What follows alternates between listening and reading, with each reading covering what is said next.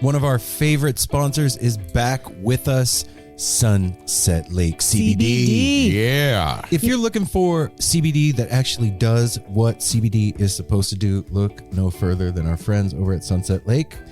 Let me break it down. Break it down, Mel. They're sustainably farmed, meaning they avoid pesticides and use sustainable farming practices to preserve the land for future generations. 1.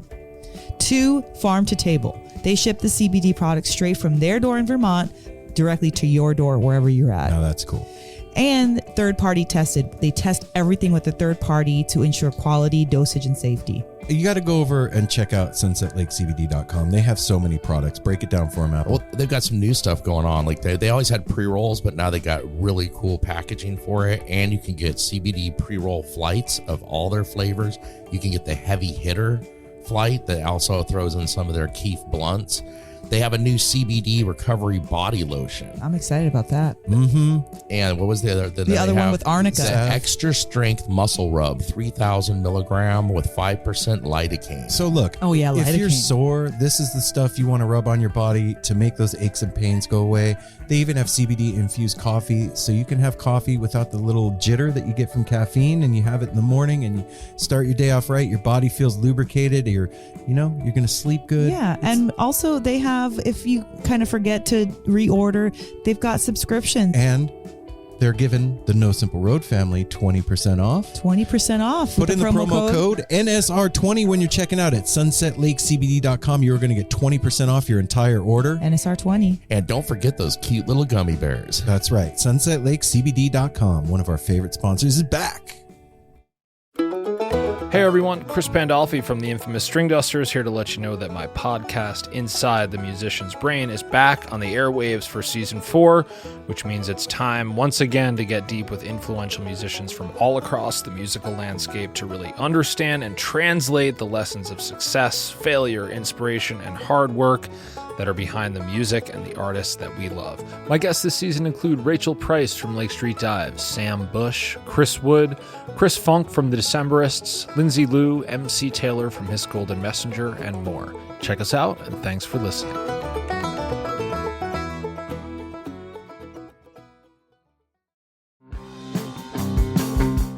We're so excited to tell you a bit about today's sponsor, Music Masters Collective. They are a nonprofit organization that produces unique music events, providing opportunities for fans and artists to meet and collaborate in an inspired and creative atmosphere. Music Masters Collective events give you the opportunity to learn from world-class musicians like Otil Burbridge, Steve Earle, Richard Thompson, former members of the band, the Milk Carton Kids, Nikki Glaspie, the Fab Four, and Sean Colvin, and so many more. At an event like the Milk Carton Kids Sad Song Summer Camp happening this July, you can expect immersive classes, evenings of entertainment, excellent food, and a space for a lucky group of folks to learn, co-write, workshop, and perform with like-minded peers, all with the guidance of Kenneth Pattengale, Joey Ryan, and some of their favorite songwriters. This all-inclusive week in the Catskill Mountains of upstate New York is guaranteed to be magical. Scholarships are available and spots are extremely limited, so visit www.sadsongsummercamp.com/simple to learn more. That's www.sadsongsummercamp.com/simple. Check it out.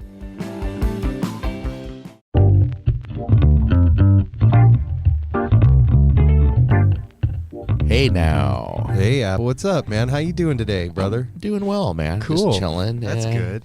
Whatever. Yeah, we're doing an episode here, and guess Yeah. what? I love What? the way your pants are rolled up. Well, You like what? that? I'm styling. I Well- like it that it's weather where we're starting to be able to wear warm things. Wait, before we get into all that, who brought us today's episode? That would be Define Premium Cannabis. Defiggity fine. DEFY Because we smoke like cannabis. weed. NE. Why do you keep saying that, baby? Defiggity fine? I don't know. DEFYIGITIYFINE. Anyway, Ryder, if you Wow. were living in the Portland area and you were listening to No Simple Road right now, Or visiting the Portland area. you could physically drive your meat sack to Ew. Wow. We're all just meat we're sacks. just a Or big gigantic your meat cute bag little booty over to Define. Yeah, your in spanky Hillsboro booty. or in Forest Hillsboro. Grove.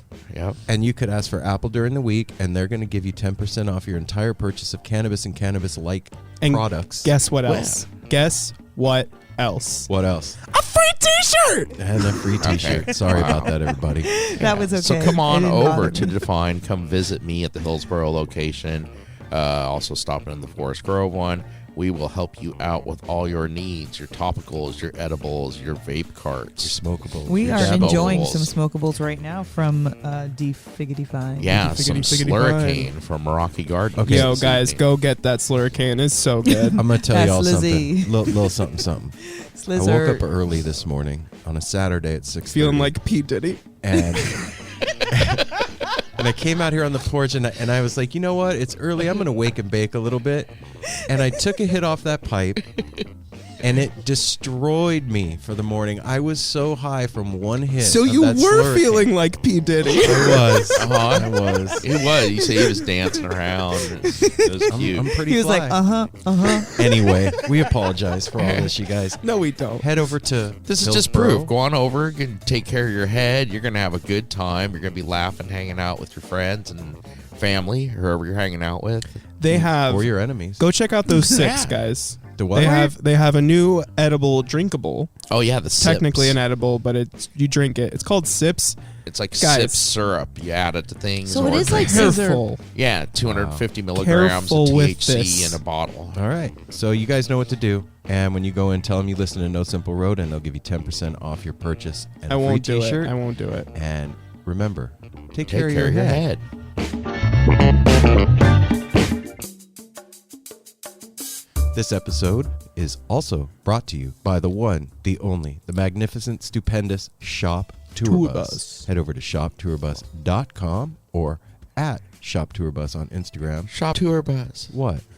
Huh? What? We usually all say Shop Yeah, Tour we- Bus together. I'm switching You it up. lost it. They're sick of I'm- they're sick of it. Yeah. They're just They're sick just and sick tired of it. They're sick They're of it. sick and of they us trying to do Well, it all maybe- at the same time. maybe I'm Listen. not. Listen. All right, how about we do it like Shop Tour Bus? Shop Tour Bus. Shop Tour Bus. Shop Tour Bus. Woo. All right. We're sorry. You No, we're guys not. know what to do. The best Grateful Aaron's Dead sorry. inspired merchandise on the interwebs or the lot. You could walk around the lot all tour long. You're not going to find stuff this cool. They just came out with a brand new T-shirt with a bunch of eyeballs all over the world. And Why? I'm not going to tell you. You have to figure it out. I gave the secret away last week.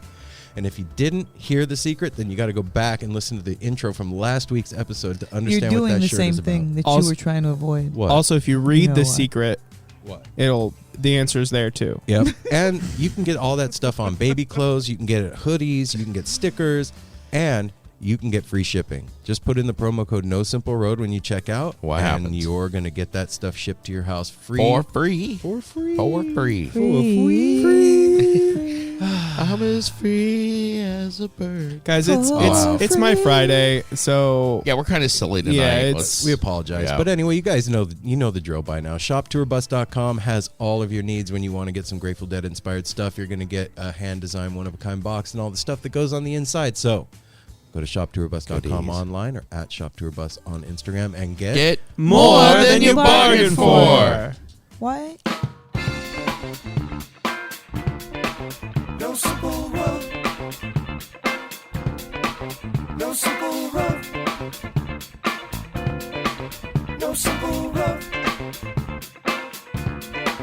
No simple road. Osiris.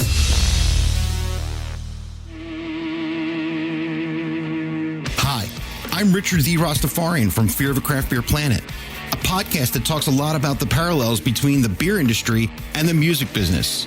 But really, we talk about whatever we want. The show is made up of four of us: me, Richard the Rastafarian, the radio guy, Jay Rose, Ryan Egan, and Rob Forzik. They're the beer guys. They're the ones that teach me about craft beer, and I'm the one that gets the show on the air. You can find us on all social media platforms at Fear of a Craft Beer Planet.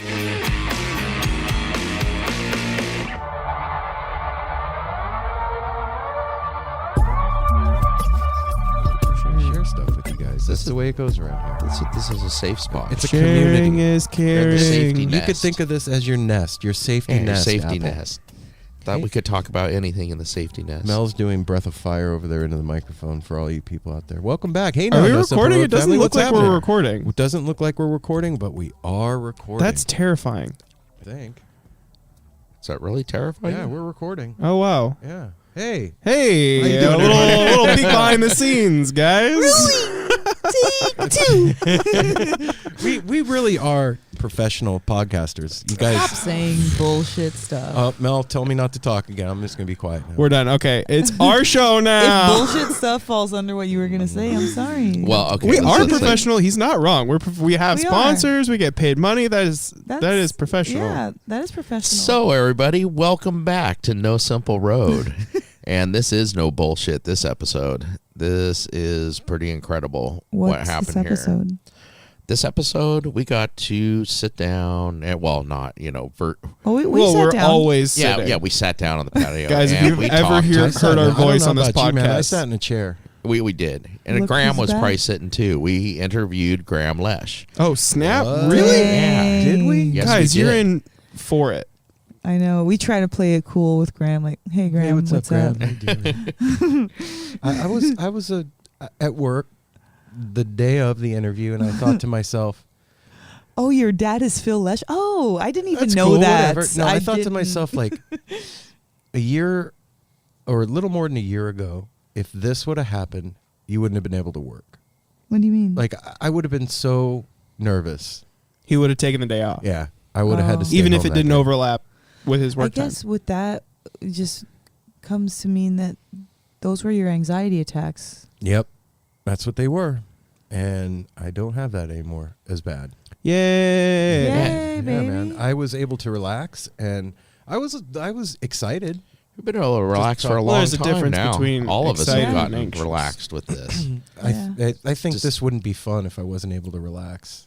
No, You know, at this absolutely point. not. No. Talking to Graham was Totally chilled and relaxed. super high water mark for the show. And as far as I'm honestly, it concerned. might have been one of the chillest interviews we Yeah. had. He's such a chill dude. It almost kind of felt like we were like in a canoe, Right? On, on a river, lake. like Yeah, a lazy like- river. It did. It felt like, and he Just felt like he was cruise there along. Hey too. Graham, did you feel like you were in a canoe with us? Well, I don't know if he says something. That if he has feedback, let me know, Graham, because that's what I felt like. That'd be awesome. And I I was Unless like, it's oh my negative. God, I I wasn't wasn't even thinking that all drinking or week. Yeah, I was sober. Well, That'd be a fun thing in a canoe. As Yeah. sober That's as very that. tranquil and relaxing. think about it. We're all sitting there.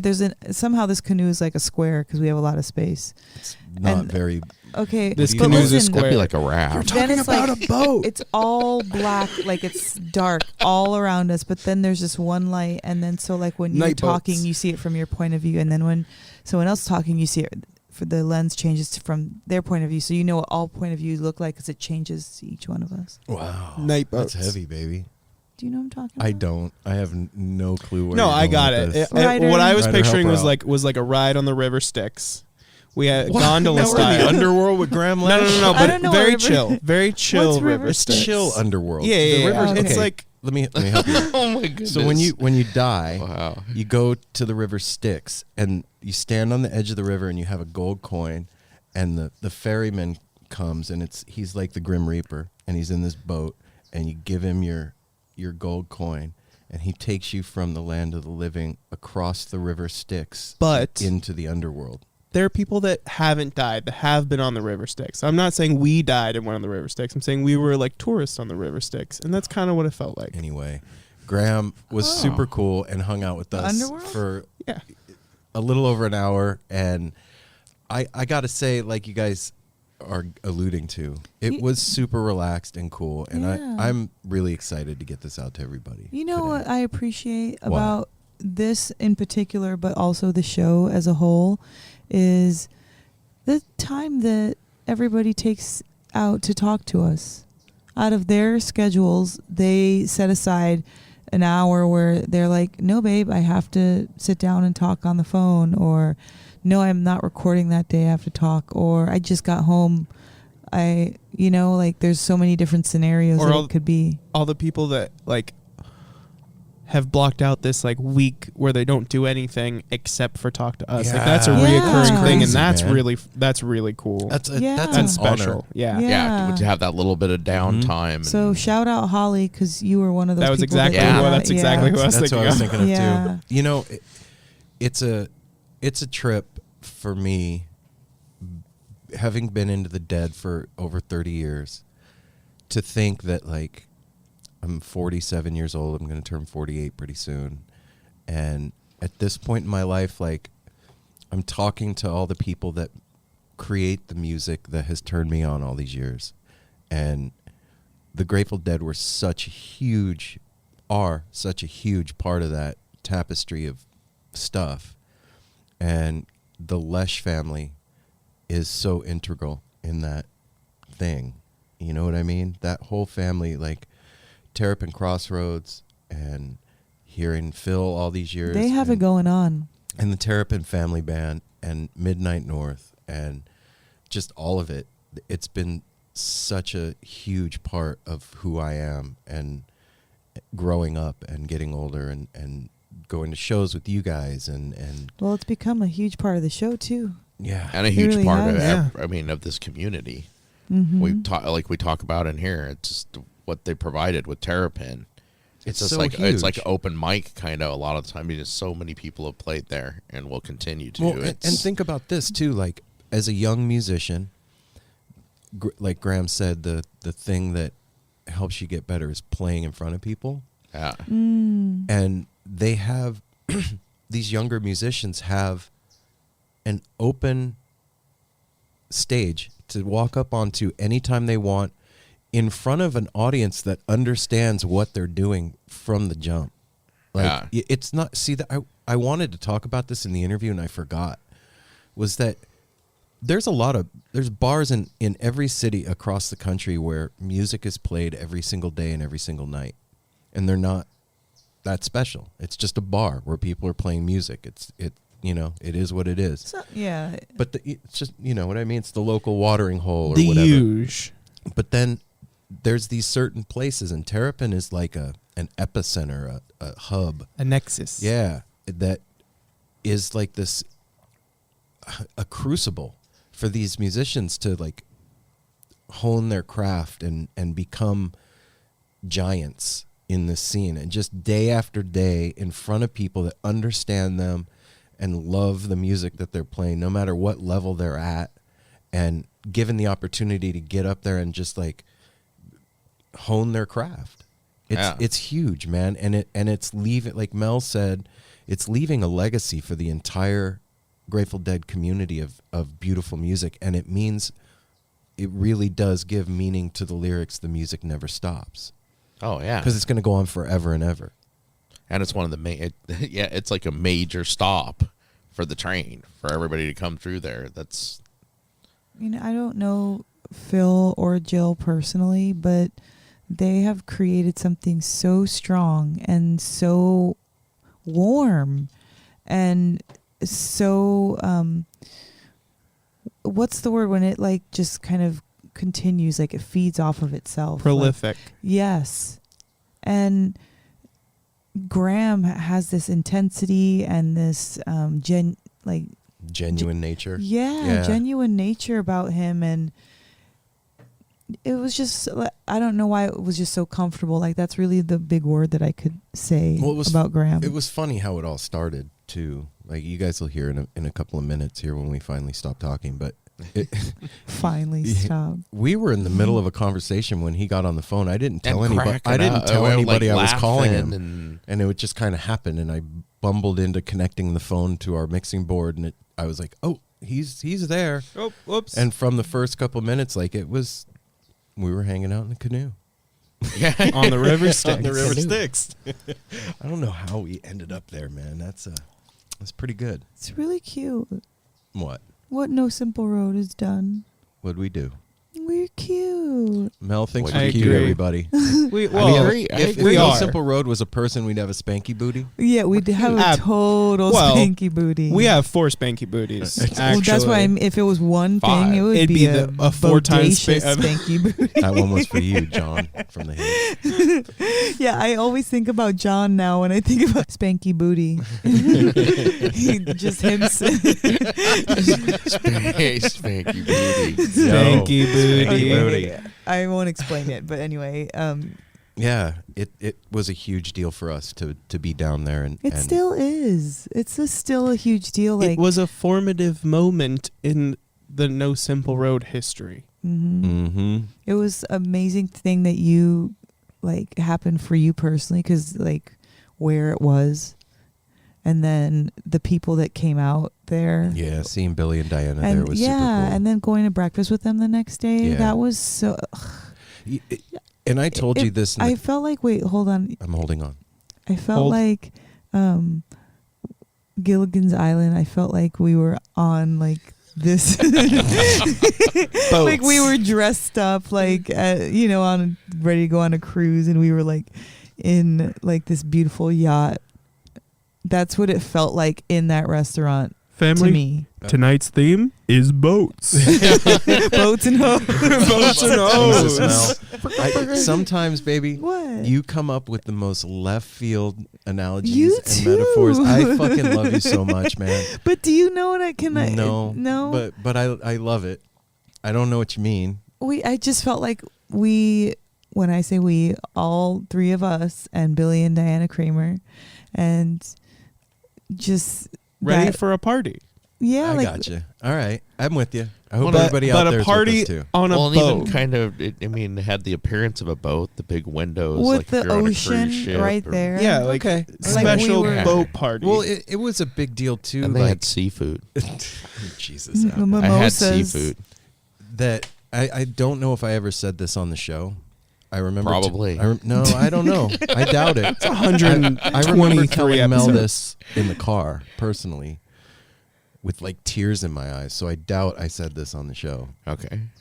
But like going down to Terrapin and doing a live podcast from there, like I said, like being into the Grateful Dead for so long and having it be such a huge part of my life, and then being on that stage with the show that we've created together, and being allowed in there as a quote unquote performer, it was such a like validation for myself from the energy of the Grateful Dead family.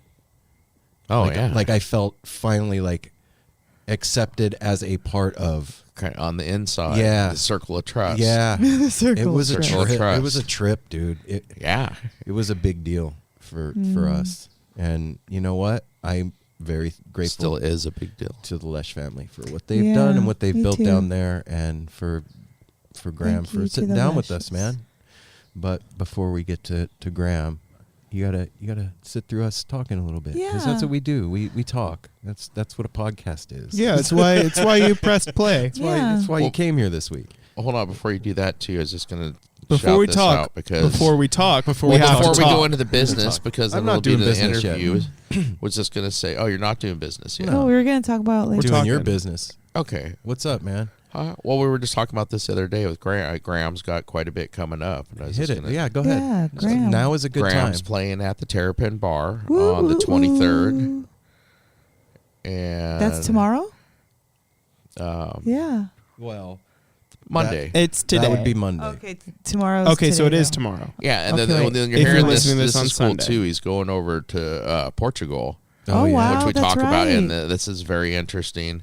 Then back over here to hit it with the Midnight North, going to Tahoe City on October 18th, Truckee, California on October 13th, then down to Austin, Texas on the 23rd, Dallas, Texas on the 24th, Mobile, Alabama on the 27th. Buzz, you need to go see Midnight North. Then Wow. Go. over on into Georgia, Alabama, Tennessee, North Carolina, Pennsylvania.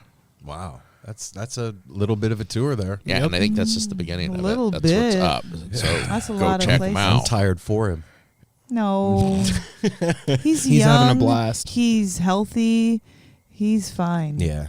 I think that his dad has probably taught him how to do the do. Yeah, I He's mean, good. if anyone can marathon, it's definitely Phil Lesh's son. Yeah, this is true. And we talk Stamina. about that too. Apple, What? fill us in, man. How you doing, brother? I'm doing great. Yeah? Yeah. You look comfortable. And playful. I am comfortable. And I'm very playful. relaxed. It's nice to have a weekend. Kind of. This is like the right before the holidays. Yeah.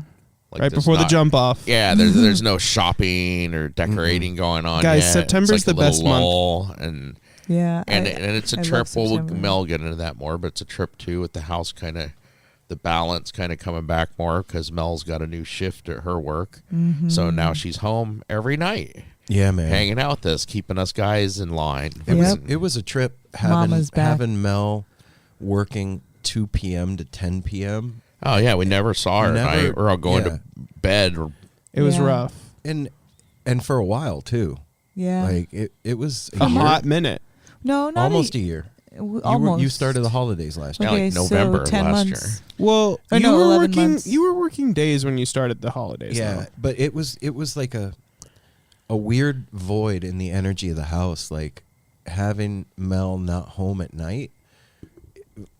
I can't even explain what it does to the energy of the house. Like it doesn't feel as much like home when Mel's not around. And I said it to her a couple of nights after she started the new shift. We were laying in bed and I was like, you know what, babe, I'm really grateful that your new shift is day shift. You being home makes it feel like home around here. And then the next day, independent of knowing that I said that, Ryder's told her the exact same thing. It's true. Imagine like a Christmas tree and then part of the lights are out. Like, it's still a Christmas tree, technically, but it's kind of a dumb Christmas smells tree. good. Like, It's a dud. But whatever. Yeah. Well, I felt the love. I feel the love, and I feel right. Also, like we had our first cute little date today, and that was awesome. And then I started to think, I'm like, why do we do this? Like, why do we work opposites? You know? Mm-hmm. And I think there's some funness to it. Like missing you is cute. For a minute. For a minute. For a year. And then it gets to like, I like need to be around you. Mm-hmm. Like I need to be around the house. I want to be around the house. And since I've been home, like the house feels more like my home.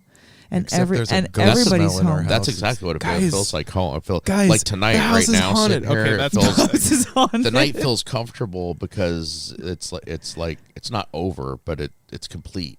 Yes. We're complete, so now it feels comfortable. Like go to bed early or go Mm-hmm. to bed a little Yeah. late. Like it's not like well, Mel's not going to be here till And 10. And it did suck. I or did have I'm going to FOMO.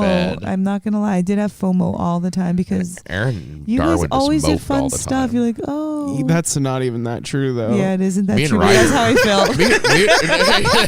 yeah, you didn't miss a. Me and Ryder It's not did true fun at all, but things. that's how I felt. Barely, we got drunk. That Yeah, was me our and Ryder fun had things. fun. That And was- Darwin and Aaron just laid in the driveway staring at the end of the driveway. I did. It's true. But Thanks for saying that, babe. yeah, because- man. We love having you home. Yeah, This is- we did a little toast earlier too, and it's my birthday season and Ryder's birthday season, snap. and so it's kind of cool to be around for that. And We've just gone from birthday to birth month to birthday season now. Well, For everybody out there, Mel Birthday started season. it's your birthday week, and then it became your birthday month. okay, wait, no, I'm now with Mel it on just this. became birthday No, season. no. There's a difference between birthday month and birthday season. Birthday month is very specific. This is my birthday month. It's our birthday season. Whatever, man. Well, it's also specific your thing. I season love you too. so then. much because you. His is in winter. His is in winter. So No, his is in fall. Winter doesn't begin I until apologize. December. We are going down the birthday fucking rabbit hole. I apologize. It's a you good guys. rabbit hole to go down. There's weird rabbits, and they have cakes and presents and whatever. See, it's a But good rabbit hole. here's the thing: when what's the you thing? live in a house with other people, and you really do love them and get along with each other, when one of you is missing, it throws the energy out of balance in the house, and it does something to everything that we do around here, when we all do it together, it's way more fun. It seems more important. Do you know what I mean by that? Yeah. And substantial, like more substantial. Yeah, totally. And so now that mom's home, everything's That set we've right already with the started world. decorating the house more. Yeah. Well, see, because I finally have some spare time, I was able to.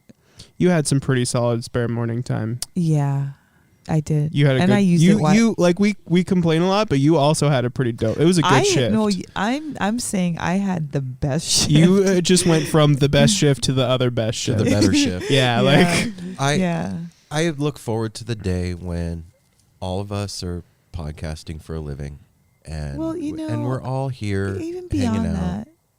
I really do.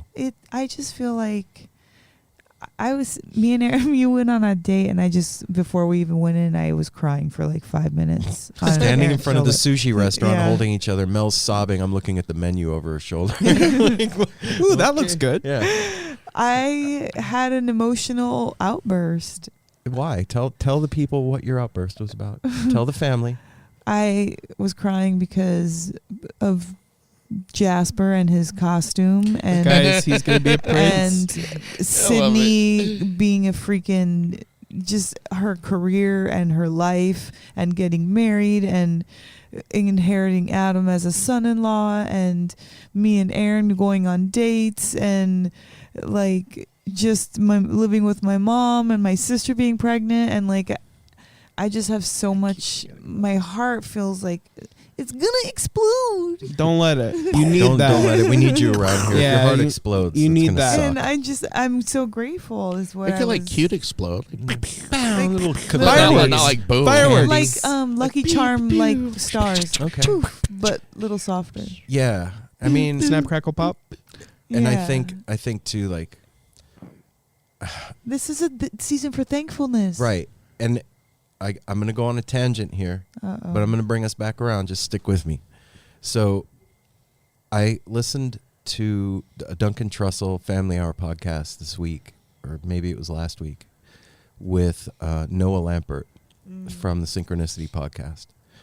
And the things that Noah talked about really shifted my perspective on things, on life, and like particularly manifestation. And one of the things that he said, and you guys should really take the time to go listen to that episode, or go listen to Noah's podcast, because he's awesome, and I'm going to try and get him on the show. But my point is, he kept saying, you don't have to watch the movie that you're watching. And so what his analogy was is that, like, we're these people that are in front of a movie theater before we're born, and when we walk into the movie theater and go into the movie, we forget that we're watching a movie. We're enveloped in And it. at any time, you can get up and go get more popcorn and get some more candy Go and pee. go to Go a to the and go to bathroom, a guys. different fucking movie theater. If you don't like horror movies, get up and walk out and go into the comedy. And Wait, can you do that in life? that was his point, and it really, like, it stuck with me. Good job, And, Babel. and then he was talking about, like, manifestation and people hoping for things. Like, I think a lot of what The Secret talked about was like picturing the thing that you want and yourself having the thing that you want. But Noah took it a step further, and he was talking about picturing yourself after the thing already happened. How you would feel once the thing that you wanted to manifest already manifested. What?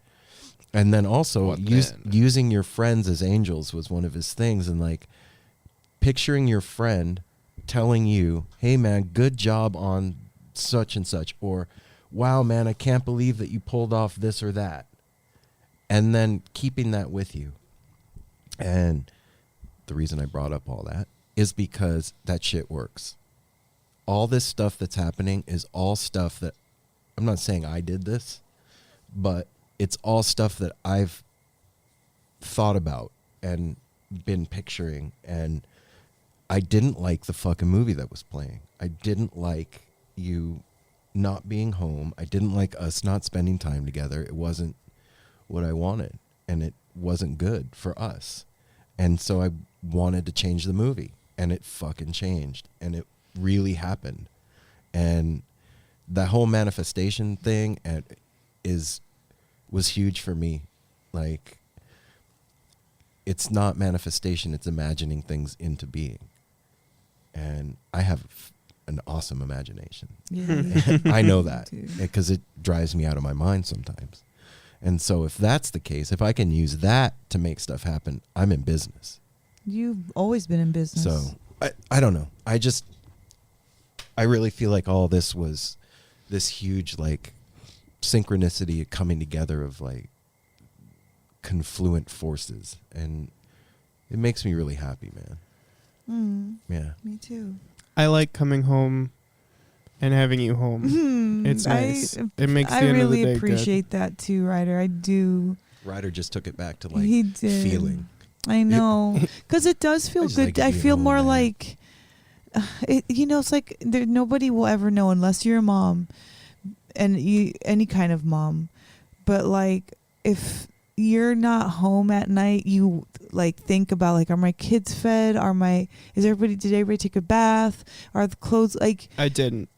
No. You Yeah, know? you did. Yeah, I did. I took a shower. We're I all did. starving and dirty. It's beyond that now because I don't have to think about like you or Simon in that way, but it's still that same type of like wanting to make sure everything is on lock before the end of the night. Yeah.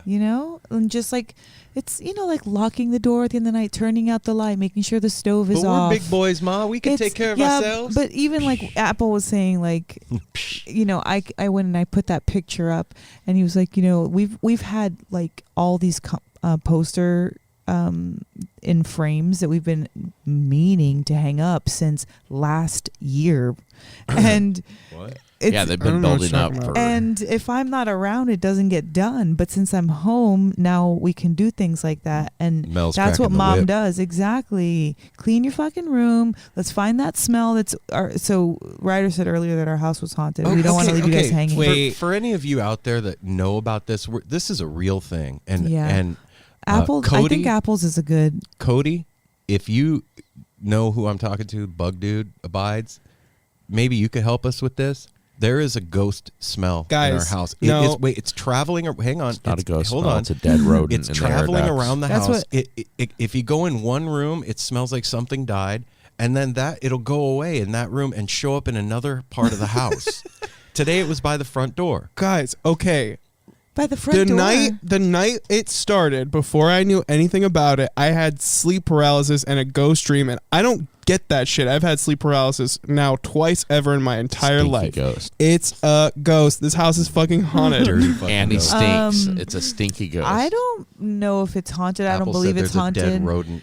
That's what Apple It says. could be a dead rodent too, but I just agree with think that. it's more fun to think it's a so ghost, we've guys. been cleaning off the hook because I'm like, I started off, I'm like, okay, fucking let's wipe this shit down. Let's sanitize it. Let's clean it. Graham's like, wait, we were on the river Styx. Now we're tracking down a ghost. We're Yeah, going to leave you the numbers. It's So if you want to spooky get right season, to the guys. interview. Go ahead. Go ahead. It's spooky season. Anyway, we've been cleaning off the hook. We were trying to find it. I got rid of whatever, Sabine thought.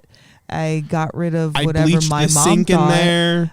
We got rid of the trash, everything, and So help is what It's not basically help, what we're saying. like- If anybody knows Help. what the fuck what that is, please Yeah. DM us or send me an And I email thought at it was my mom's info@nosimpleroad.com. Have we tried sage yet?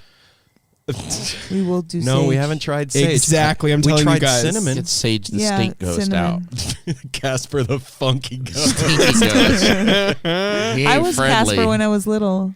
That was my favorite. Anyway, Was it? yeah, it was. Yeah, it scared me, but I loved it. So I don't I know had why. one of those plastic I little also costumes. didn't ever have a Casper scared you? Yeah, Casper scared me when I was a little kid. But Wow. I also had a plastic lobster that I slept with as a kid, so I was a little weird. That wasn't scary. That's not All right. weird. Kids do whatever they want. He was weird. I That's was true. Also this week, this is a public service announcement to all of you Oh, out there Lord. that don't go to the Dang. dentist enough. I haven't been to the Whoa. dentist in 3 years, and I got a hole in my gums and shit, and it hurts, man. And just go to the dentist is my point. I went to the dentist this week for the first time in 3 years, and Yeah, man, if it's been thankful longer for than my insurance, that's all I gotta this say. is the public service announcement. If it's been longer than 6 months since the last time you went to the dentist, just make a fucking appointment and go to the goddamn dentist.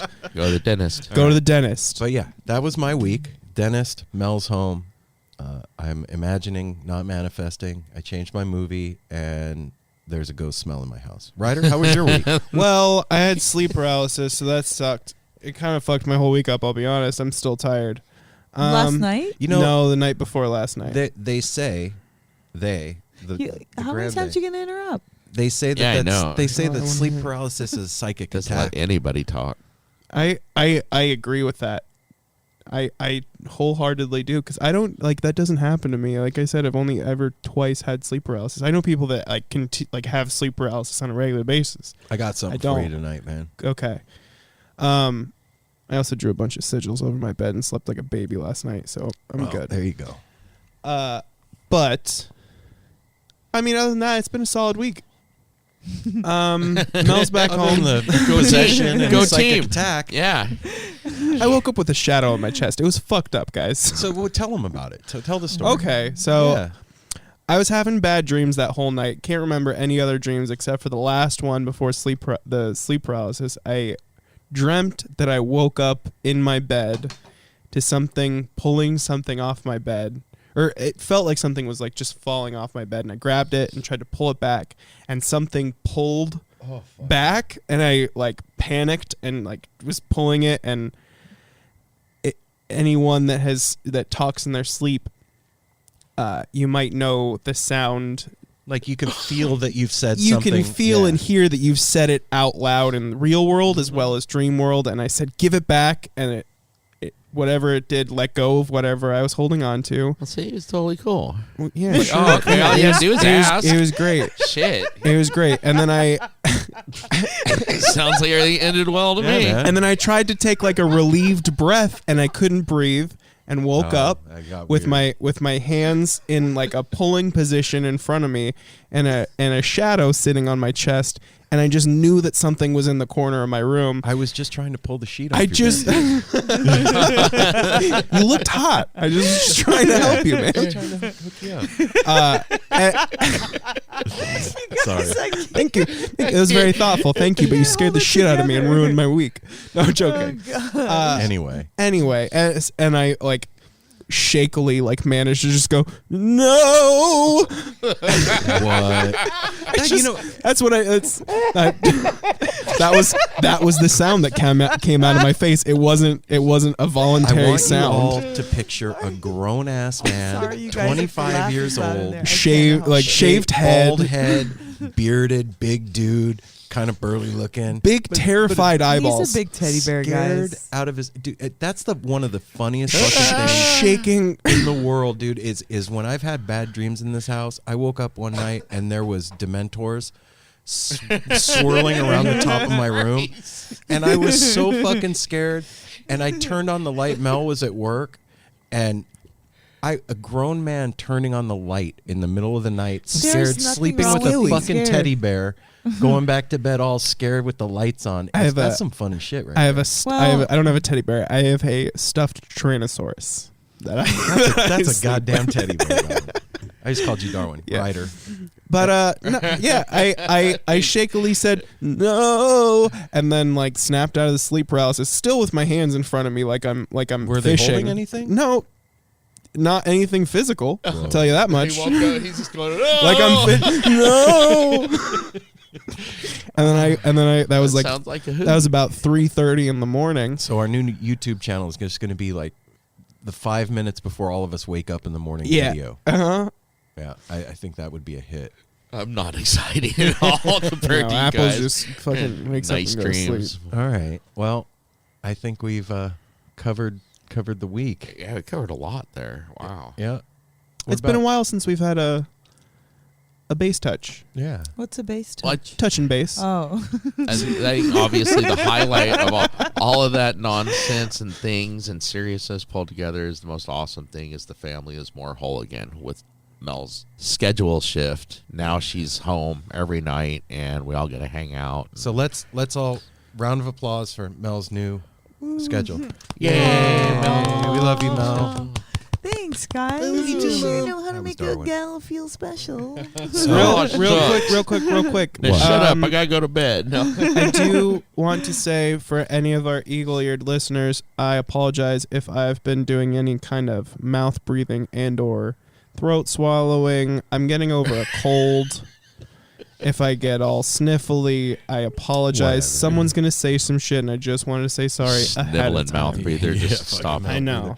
Hey, everybody out there, check this out. I got new news. I'm going to go do the business now, and I have two new things to tell you. Oh. All right. For those of you that are tweeters, that twit on the Twitter, I am now twittering. I have Tweeting? started What? Tweeting. and that is a thing. You know So, what? Tweeting reminds me of Donald Trump. so now you can follow No does. Simple Road on Twitter. Yep. Twitter. And All right. boy, howdy, is it a party. So, yeah, head over there to Twitter and follow at No Simple Road and share our stuff and retweet it, because when I tweet, I really tweet. I don't know. I started using Twitter. Good. At the How do suggestion. Seem you to feel know all the about it? lingo. What do you feel about Twitter so far? I think that Twitter is very cool. I like the fact that I can curate my feed and I don't have to see all the political bullshit. What do you mean curate your feed? I can decide what shows up and what doesn't. Yeah. For the most part. And How does anything show up? you follow other people. Oh. and if you didn't follow anybody, you're just going to get like the most popular shit. And I don't allow that. So You know, like popular shit. no, I don't want to be popular. Anyway, yeah, Twitter. You can I'm follow ahead at of No the Simple Road on class. Twitter, and you can follow us on Instagram. I'm also using that for the show. And nosimpleroad.com, www.nosimpleroad.com. If you want to get in touch with the show, you can email us at info@nosimpleroad.com, or you can call in to the hot Luke Tepid line. Luke Tepid line. At 971-808-1524. That's 971-808-1524. And then the other thing Reddit. that I wanted to tell you about, besides Reddit, We have that new one that we didn't read online, I don't think. have at it, baby. This is a new review from September 12th. You're going to love this, is the caption. I just discovered this pod while searching for Neil Casal tributes. The heartfelt episode was the first one for me, and I can't wait to dive into the archives and listen to the new ones. Subscriber for life. Aw. Por vida. Por And this vida, is Holmes. K. Bosher or K. Bosher. Right on. Basher. We love you. Welcome to So- the family. Yes, thank you so much. Sorry if I butchered that, but I Boshered it? I I'm did. sorry. I did. apologize. So I love you guys. we really need your 5-star reviews. We asked for a review and we got one, so Yep, thank you. I appreciate it. Thank you, K. Bosher. But those of you that haven't left Coming a 5-star review, you don't have to leave any words. You can just go to your app that you're listening to us on. If you're on Spotify, share the show. If on Apple Podcasts, go ahead and hit the little 5 stars and keep on trucking on. We really need those, so it helps the show get noticed and get found Or by you other could- listeners. So we need your help, guys. You Hook could it leave up. us your favorite word. Doesn't have to be a bunch of words. It's just one word, whatever word's your favorite. Platitude. Miasma. 5 stars, platitude. Thank you very much. And Miasma. I do want to say something that we've been kind of lax on for a little while, and we need your help, man. We haven't really talked about Patreon lately, and it's the way that we pay for the show. Besides the sponsors that we have, it's how that No Simple Road pays its bills. It's the lifeblood, guys. Yeah, man. And here's the deal, man. Like I've said this before, back in the day when painters would paint like Michelangelo or Da Vinci or whoever, they would go out and they would get patrons. And these patrons would pay these guys bills so that they had the freedom to create the things that they had inside of them. If Michelangelo or Da Vinci or whoever had to get up and go to punch a clock every day, we wouldn't have the beautiful art that they created out in the world right now. And it's because of the patrons that took care of them and helped them have the mental space to be able to create that stuff that we have it. And it's the same thing now, except for it's digital. And, you know, it's not up to a single one of you guys out there to help take care of us. It's a family thing. It's a community thing. And No Simple Road is a community and a family. Although if any single one of you just wanted to pay our bills, I swear to God, we would be eternally There's gonna be no complaints. No complaints. But the point is, it's not a lot of money. You can give $1 or $2 a month, and if a bunch of you guys do that, that will end the need for us to go out and punch a clock every day. We will be able to bring you better content, more content, different things, more video, more all the stuff that we have ideas for. I really want to start doing the head talks for you guys, and I just don't have the time because I got to go to work. So if you guys want to help us materialize those things, we would appreciate it. Donate to us your favorite number, like make that the amount. That way that number shows up in your bank, like your bank statements more That's often. Cool. Yeah, Do that's that. a good idea, Mhm. Ryder. Do that. That's cool. You know, if you think about it, if you do $1 a month, you aren't going to miss $1 or $2. I promise you. So for those of you out there that are listening to this, we need your help, man. The show's growing. We're doing more stuff, and it's costing more. And we also need that space in our lives to be able to create. So if you would help us get there, we would be eternally grateful. We're taking our time and our talent and putting it on the line for you guys, and we're asking for $1 back. So that's all I have to say about that, except for head over to patreon.com/nosimpleroad and sign up and become a Chan donator. And I'll personally send you an angel. And Ryder will send you an angel. Send me an angel. We'll just donate on Patreon, and I will. Mm-hmm. Cute I dollars. do. I do. I know I you never do. got an angel. You I did. know. No, I didn't. Mel You did. actually Where's my donates angel? to the show through Patreon. Yeah, me and Mel both do. Yeah, I know. So I made us both angels. Also, guys, something really important. The Daddy Unscripted podcast is another podcast on the Osiris Podcast Network. Aw. And Tim did something really brave and amazing. And I want to call it out, and I want everybody that listens to No Simple Road to check out the Daddy Unscripted podcast and listen to this episode I'm about to tell you about. Tim is a brave dude, man, and he took the time to record his story of attempted suicide. And it's really fucking heavy, and it's really personal shit, and it's from the heart, and it's really a beautiful story when you get to the end of it. And everybody out there needs to listen to this. So I'm just telling you guys so that you can check out the Daddy Unscripted podcast and give Tim some feedback and let him know that he did a good job and that you guys appreciate it too, and that, you know, you heard him. Because when you do something like that, it can feel super weird, and it wasn't weird at all. It was really beautiful. And I just want to support him and let him know that we love him and want you guys to give it a listen. So check out the Daddy Unscripted podcast. So That's awesome. I'm gonna have to go over there and listen to that. It's powerful, man. And he's just got a great voice and everything too. I'd listen to Yeah. that one. Aaron was on there too. Yeah, I Listen really to that. He enjoyed that interviewed episode. Aaron, and it's cool when you know somebody most of your life, but then you like listening to that. You always learn more about people and stuff. It was a really good interview, and he's an awesome guy. Yeah, it really was a good interview. So you made it to the end of the intro. I'm proud of you, man.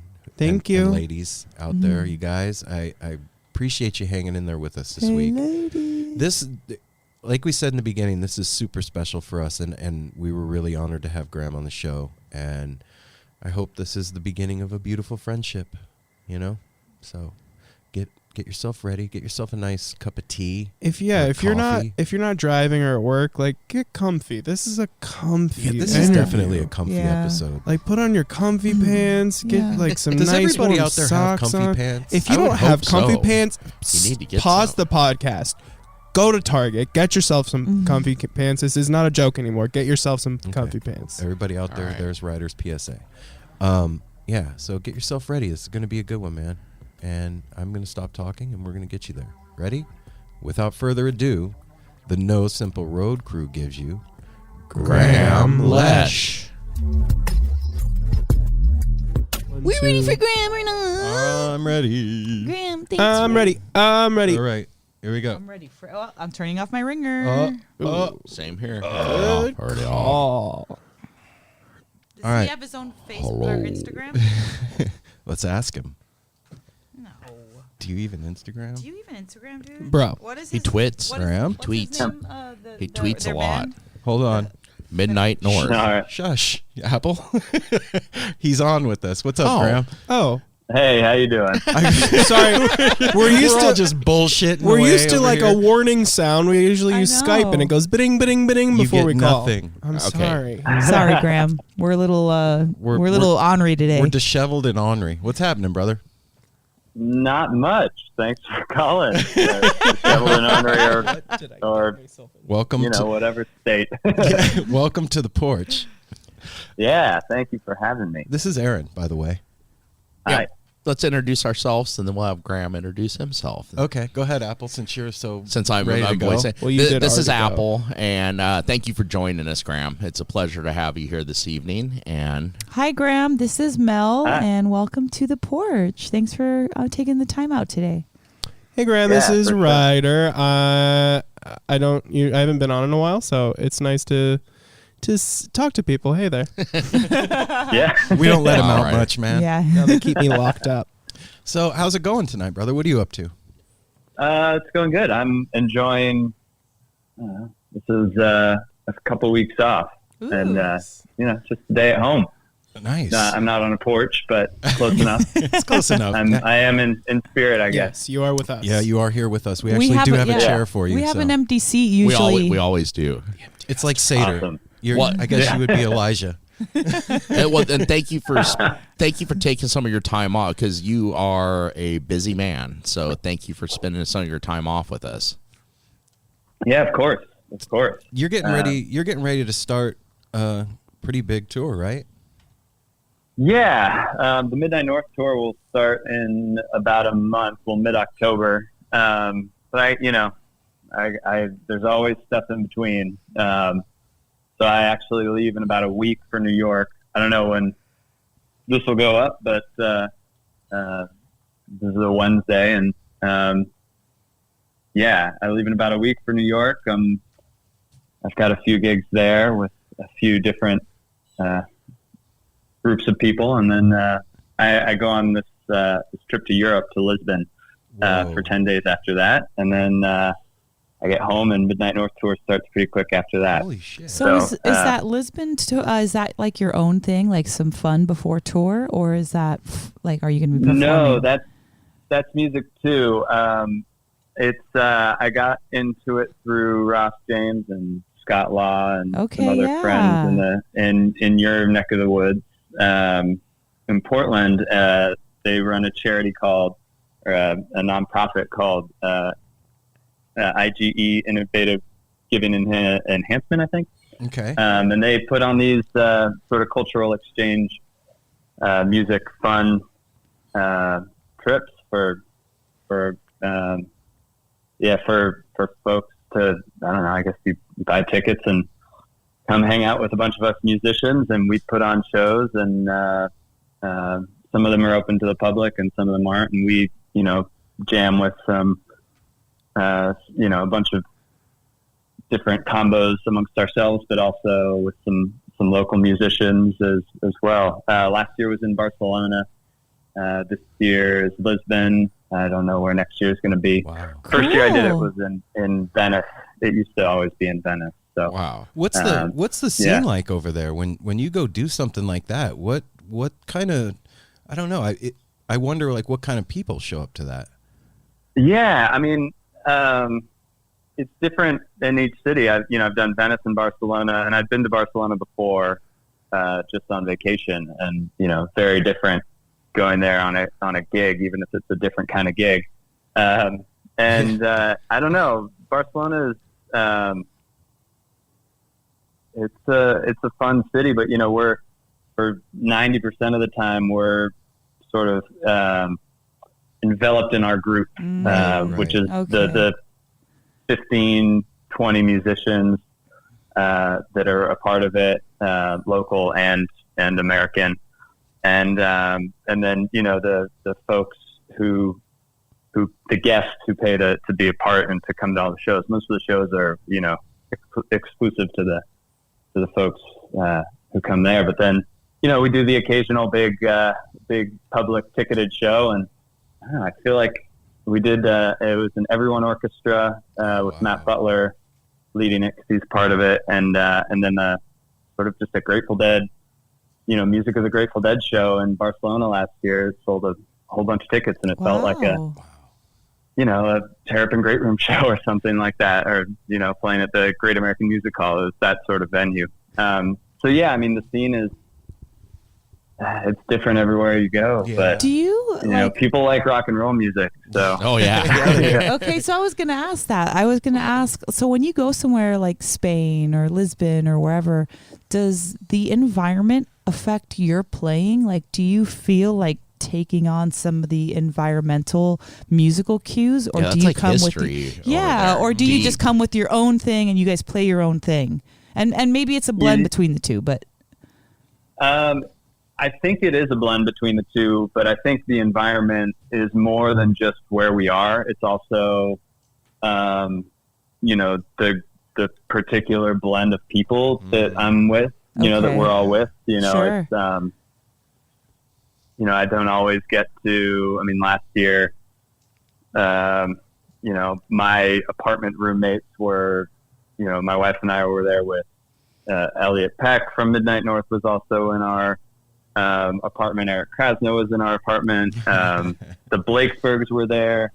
We're then right down the hallway. There's Ross and Scott Blah and Nikki Bloom and Bill Nershi and Jillian Nershi. And so all the heavy hitters in one spot. Yeah, and you got a good group of and, friends, man. it's really cool.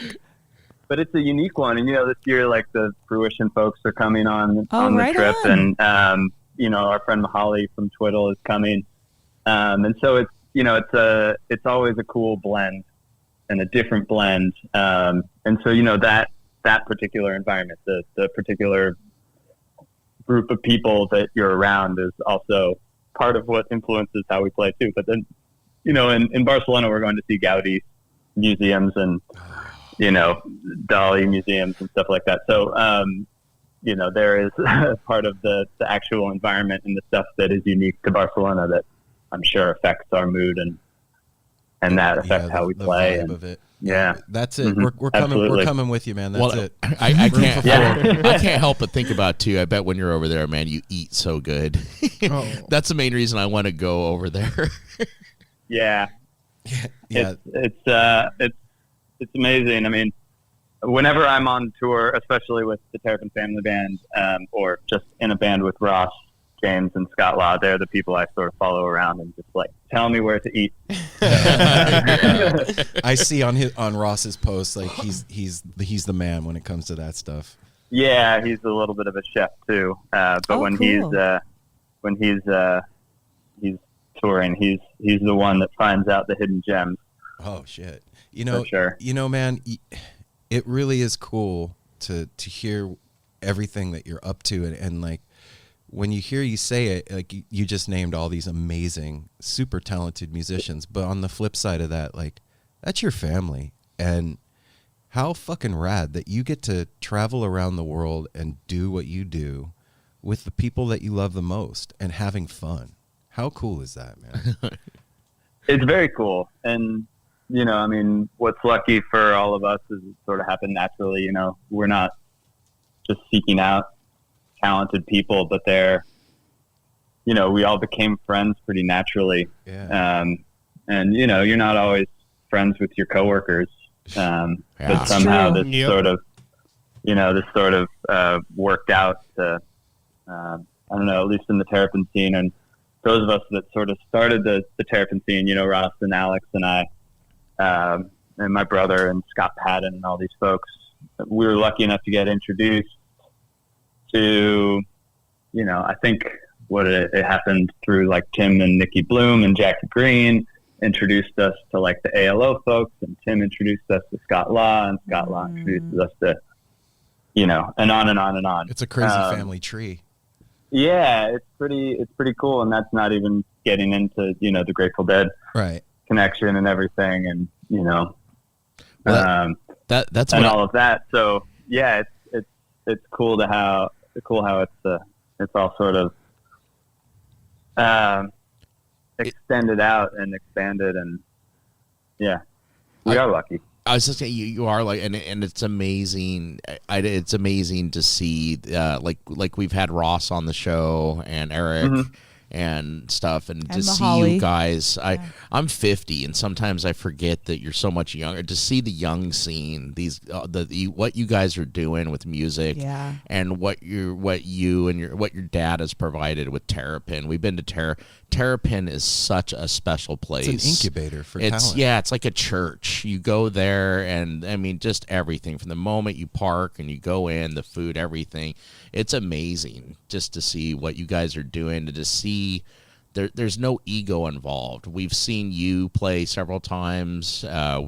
You know, of course, your dad, everybody. It's just amazing, the love that goes around this community that we all are part of, and that you guys have really given that platform, that foundation for.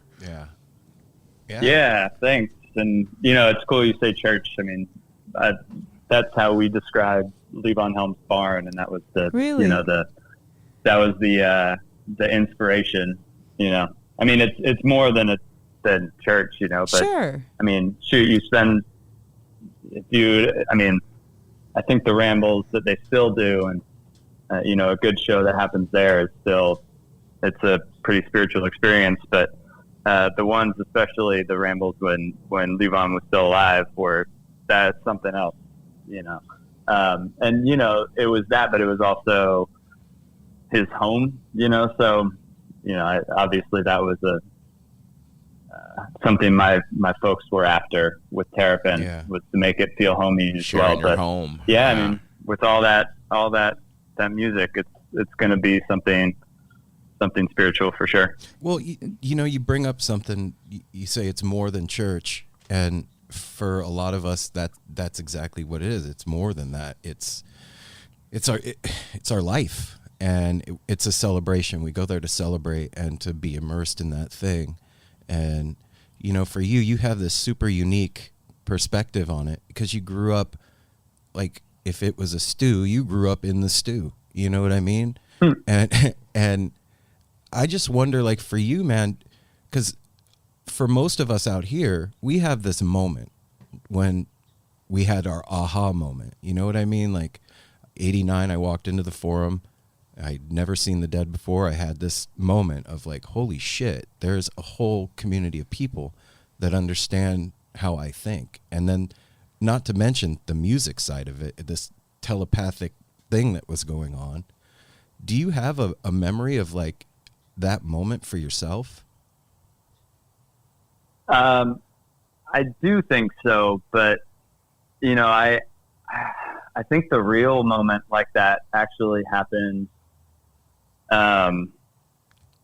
you know, for me around like Dead 50 and the 50th anniversary more than anything. Because I was very young when Jerry died. I went to a lot of shows, but I like to say, you know, my brother and I went to a lot of first sets, and then we had to go back and go to, you know, it's bedtime. But you know, I was 8 when Jerry died, and you know, growing up, I learned all this music through Phil Lesh and Friends. You know, like I still think my favorite, you know, I love the Q. You know, the Phil Lesh Quintet and Warren Haynes and Jimmy Herring and Rob Baracco and John Molo. That particular blend, you know, with my dad was just that's how I learned the music, really. So, and you know, growing up,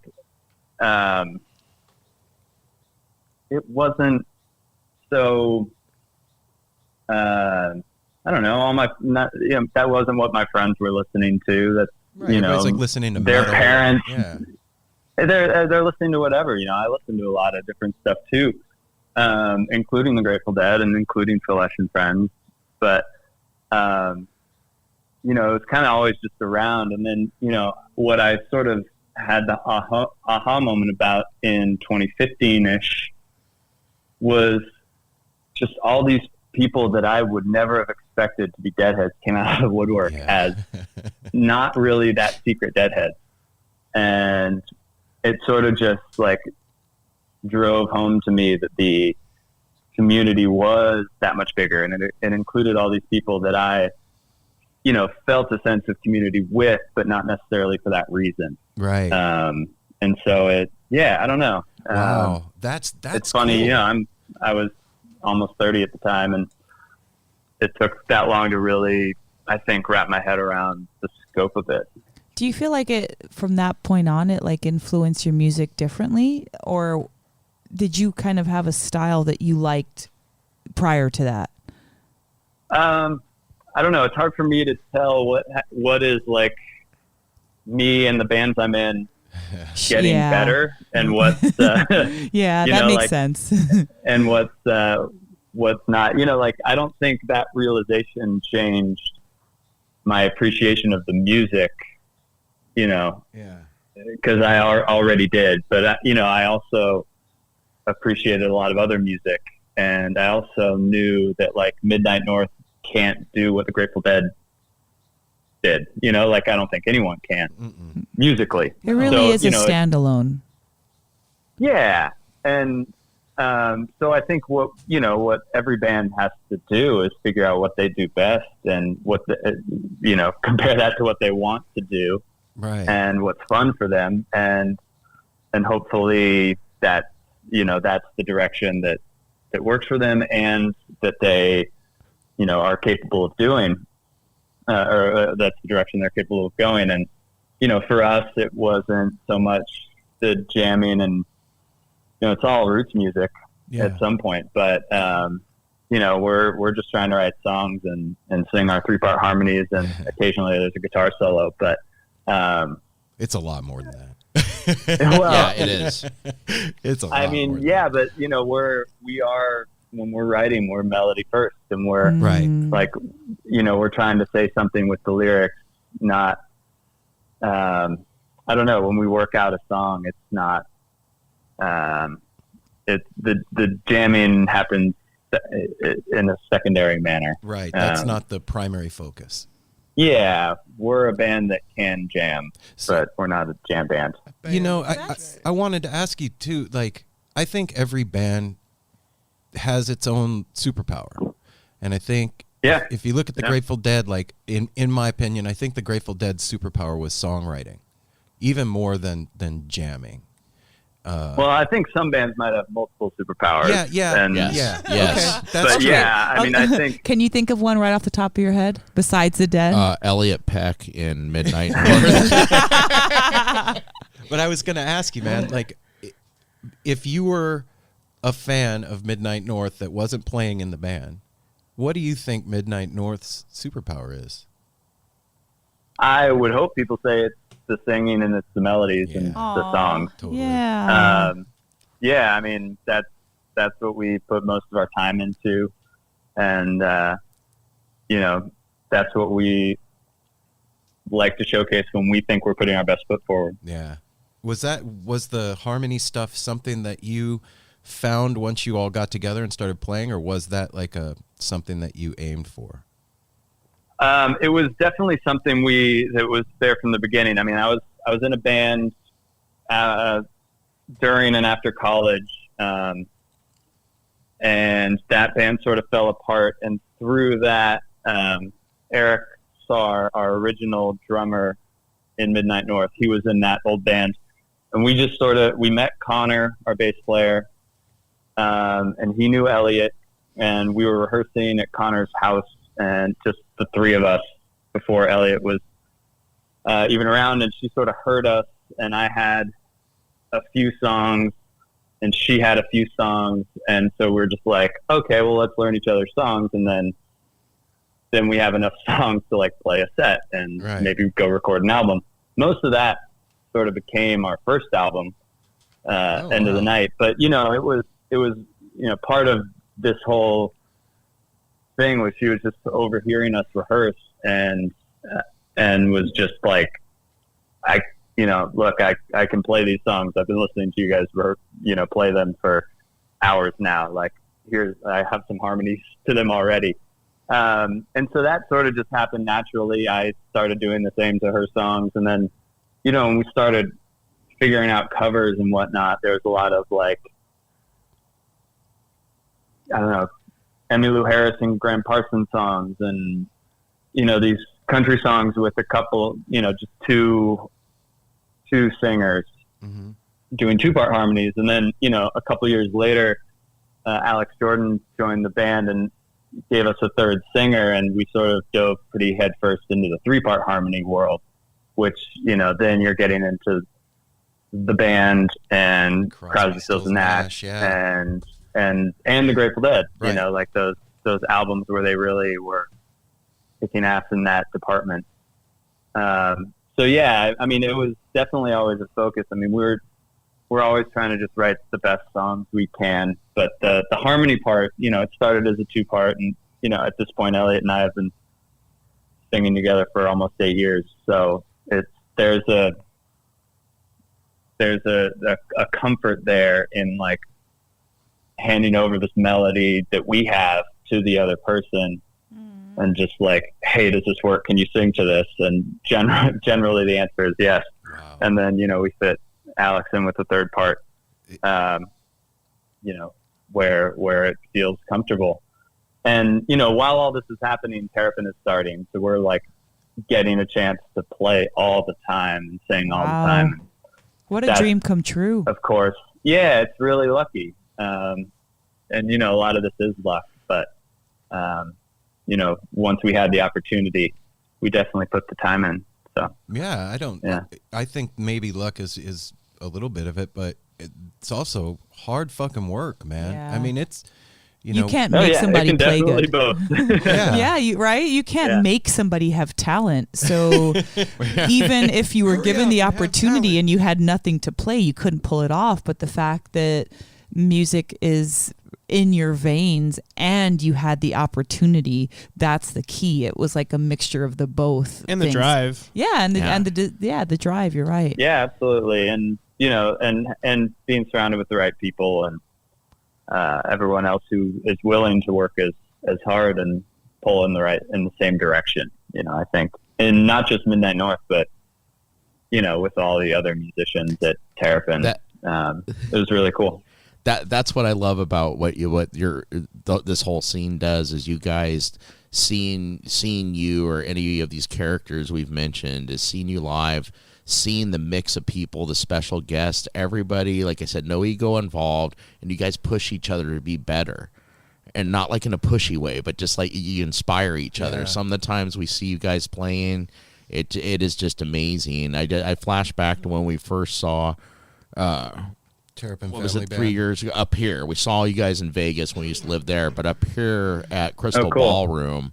Those were fun. It was amazing, yeah. Yeah, you guys really, spoke to me in a major way when you played at the Crystal Ballroom, and I just wanted to let you know that, like, that's you awesome. guys are, because what you guys are doing is special, like, from another perspective, male and female, that's just kind of like few and far between, mixing the two as a band. It happens, like, it's happening more. Yeah, it's happening now. more, and that's what I love, is that you guys are that's what that is. Like, Elliot Peck is amazing, and you guys and your harmonies and just bringing the two together. We need that. We need more like powerful men and women singing their freaking hearts out, and like, getting that point could across. not agree more. Right? Like, I'm grateful to you for doing that, and thank you, like from my personal heart, like, thank you for bringing that out. And even if you're the first or the last or whatever, the fact that you guys are doing it, thank you for that. Mm-hmm. Yes.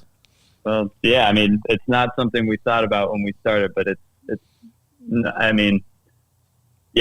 Elliot talks plenty about how she just has to hang out with a bunch of dudes, so all the time. So. Elliot and I have something in common. That's what Mel Yeah. You need to get her and her So Mel let's together. get let's get more women involved for sure. Because I think a while back we were talking about like just how underrepresented women were in the jam scene, and I don't know that it's on purpose or not. It doesn't matter. Like that part doesn't matter. The fact that we just need more women in it, period. Whether it wasn't like that or whether it's headed toward that, we just need more women to jam and to bring out that vibrant and strong voice into these amazing, powerful instruments and concert venues and jam sessions. Like we just need it as a society, as a culture, in the jam scene, wherever it is, we need it. Well, I think too that like there's something really unique and beautiful that happens when a man and a woman get on stage and are in harmony together. The energy of that thing, like Susan and Derek, it changes a room. Yeah, like Susan it's and almost Derek, like the mom and dad like getting along and like bringing the kids, like, come on kids, you know. So like I just, you know, I don't think that you need it, but I just encourage you guys to continue that strongness, because it really does strong. resonate out to the audience in a way that's comforting, like a family is comforting. Yeah, I think the thing about representation is just that, like, why limit yourself to any point of view or type of person, you know, in a scene or in a band or I mean, whatever, like in life. Personally, we're just like, you know, Elliot's one of my best friends and I love making music with her. So we're going to keep doing that, you know? So like, it doesn't matter who she is. I mean, I feel the same way with like Alex Topert and Ross and, you know, Connor from Midnight, you know, all these folks you just like have a connection with. But yeah, I mean, I think in general for the scene, for the jam scene, I mean, there's enough of us dudes, you know, like, yeah, there's a lot of testosterone. You know, let's change it up. Like all of the things that dudes have to say have been said, you know. What? No. Well, I'll tell you what, man. Women like to spend money on concerts too. Women like concert T-shirts. Women like going out and dancing and having a good time. So if I can hear a guy bringing it and then the counterpart bringing it, that is one sexy night that you're in for. Yeah, that's true. Yeah, and just, you know, like I don't know. The voices sound different together. Yeah, especially, you know, if you're talking singers especially. So yeah, I like having the combo for you sure. had said earlier, you know, that Midnight North is like rooted in Americana, right?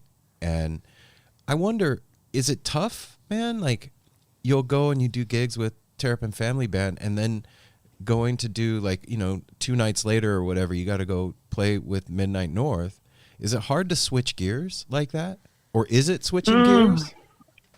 I don't know if it's switching. I mean, the main way that it's switching gears is that Midnight North generally plays 90-minute set and an encore.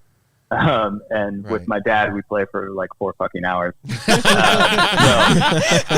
dad is superhuman. You're in a sweatshop, is that it? Yeah, and he never breaks a sweat. It's amazing, but it's a different way of pacing your energy for a night, you know? Yeah. So yeah, it is different, but you know, I don't know. It seems like we've all been trained to just like every night could be something different. Because at Terrapin, like, you know, the other day I just played a random combo at Terrapin, and I just sort of asked a few friends. I asked Connor and from Midnight North, and because when I got the offer to do the gig, I was just in a car with him. I was like, "Hey, dude, you want to play?" And Alex Nelson, who's an amazing singer-songwriter, guitar player. He's Jackie Green's brother. And our friend Jeremy playing drums, and it was just, you know, like, I don't know that combo's ever played together. And that's sort of something that's, you know, even though I've played with all 3 of those people plenty, right? I've never played with that particular combination of them. But that keeps us on our toes. And, you know, I think that just having to like always be working that way has made it so we can sort of, you know, drop on a dime and and go into the different modes pretty quickly. And I'm playing Grateful Dead songs like me, and obviously Midnight North is my style. That's mostly my style, so it's not really that much of a difference. I'm not playing different gear. I'm not trying to get a different tone. I'm just, there's a good amount of the band that's the same now too. So it's not really a big difference. I've joined another band that is slightly a different set of challenges, but we haven't done very many gigs yet. But those are because I'm playing bass. It's going to be called the Capital Sunrays. They were called Sisters of the Strawberry Moon, but that was just named after an album.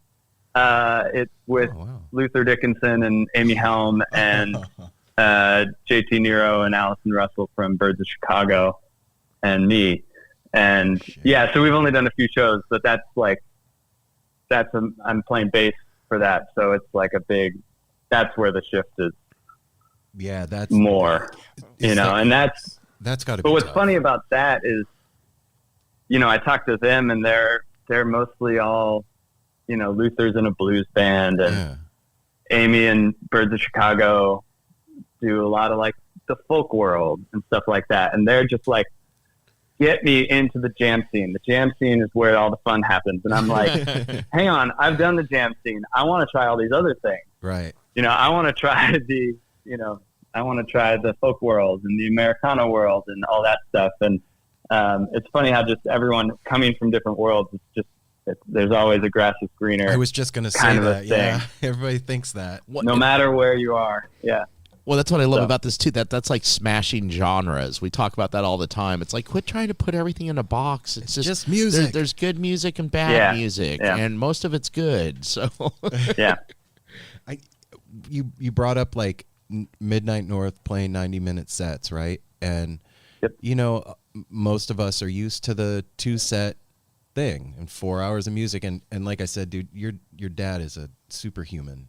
I've like Apple said, I don't think I've ever seen the guy sweat. And we talked to Krasno. Krasno is like, I'm falling down on the floor, and he hasn't even gotten a stool. He's still going. But what, in your opinion, what do you think the magic of the 2-set thing is? I think that the magic comes in a band that we're part of the sort of mission statement of the band is to really explore and dig deep into the music. I think that it works for bands where the second set is, that's the deep dive into the psychedelics sometimes, right. Or, like into whatever, down a path that hasn't been necessarily marked out before the first note. Right. And that's not the mission statement for every band, I think it's generally a pretty good arc, but it doesn't have to happen in 2 sets, with the break in the middle. I think the break in the middle, and making it 2 sets is, that's a little bit more of a just like, let's give everyone a chance to go smoke a cigarette, buy some beer, and keep the bar in business kind of a thing. Right. Okay. Where and give the band a rest. Even my dad has to take a break sometimes, but and the rest of us definitely do. But it's I think in general the sort of arc of more 75 minutes of songs, and then, a little shorter, a little more up tempo, and then you dive into the depths for a couple hours. It's the best. And then come out the other side. That's a good arc for any show. It's the hero's journey in music. It's definitely a journey. Yeah. And, I think any band, like for Midnight North, if we're condensing that down into 90 minutes, we're not diving as deep, but we're still trying to keep an arc Right. and a flow to the show that probably mimics that. I mean, when we get it right, it probably does at Okay. least. So, we change up our set lists all the time. I mean, every show. And we have a lot of material to work with, Yeah. but, so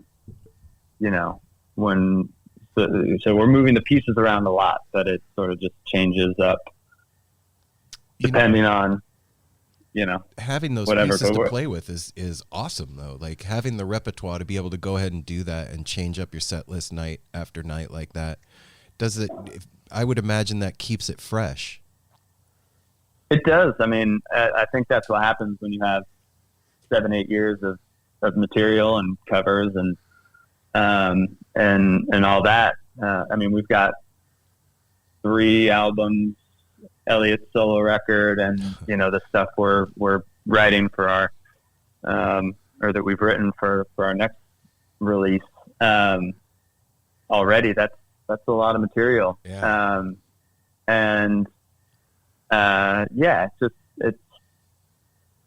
We each I make the set list generally, and then I pass it to Elliot, and she passes it to Connor, and that's sort of how it goes each night. But it's really just so in my head, I'm trying to get that same flow. And I'm trying to make sure that the show has an arc to it and sort of tells a story. And I mean, some songs are sort of interchangeable. It's like, oh, we need enough tempo one that Elliot sings that's sort of in this key and can lead into this one, and maybe there's 2 or 3 songs that fill that particular particular spot. But then one of those songs could also be an opener, or could also be the song right before we get into the jammier song or whatever. It all just sort of fits in that way. And we, it's nice to have a lot to work with. And, That's cool to hear that it it's works out with us. crafted like that. Like that kind of intention and thought goes into creating the set list. Like, I always kind of wondered that. I always wondered how that works and how the mechanics of it happen. Yeah, it's sort of I don't know. It's more internalized and I don't talk about it that, or I don't think about it that way when I'm making it.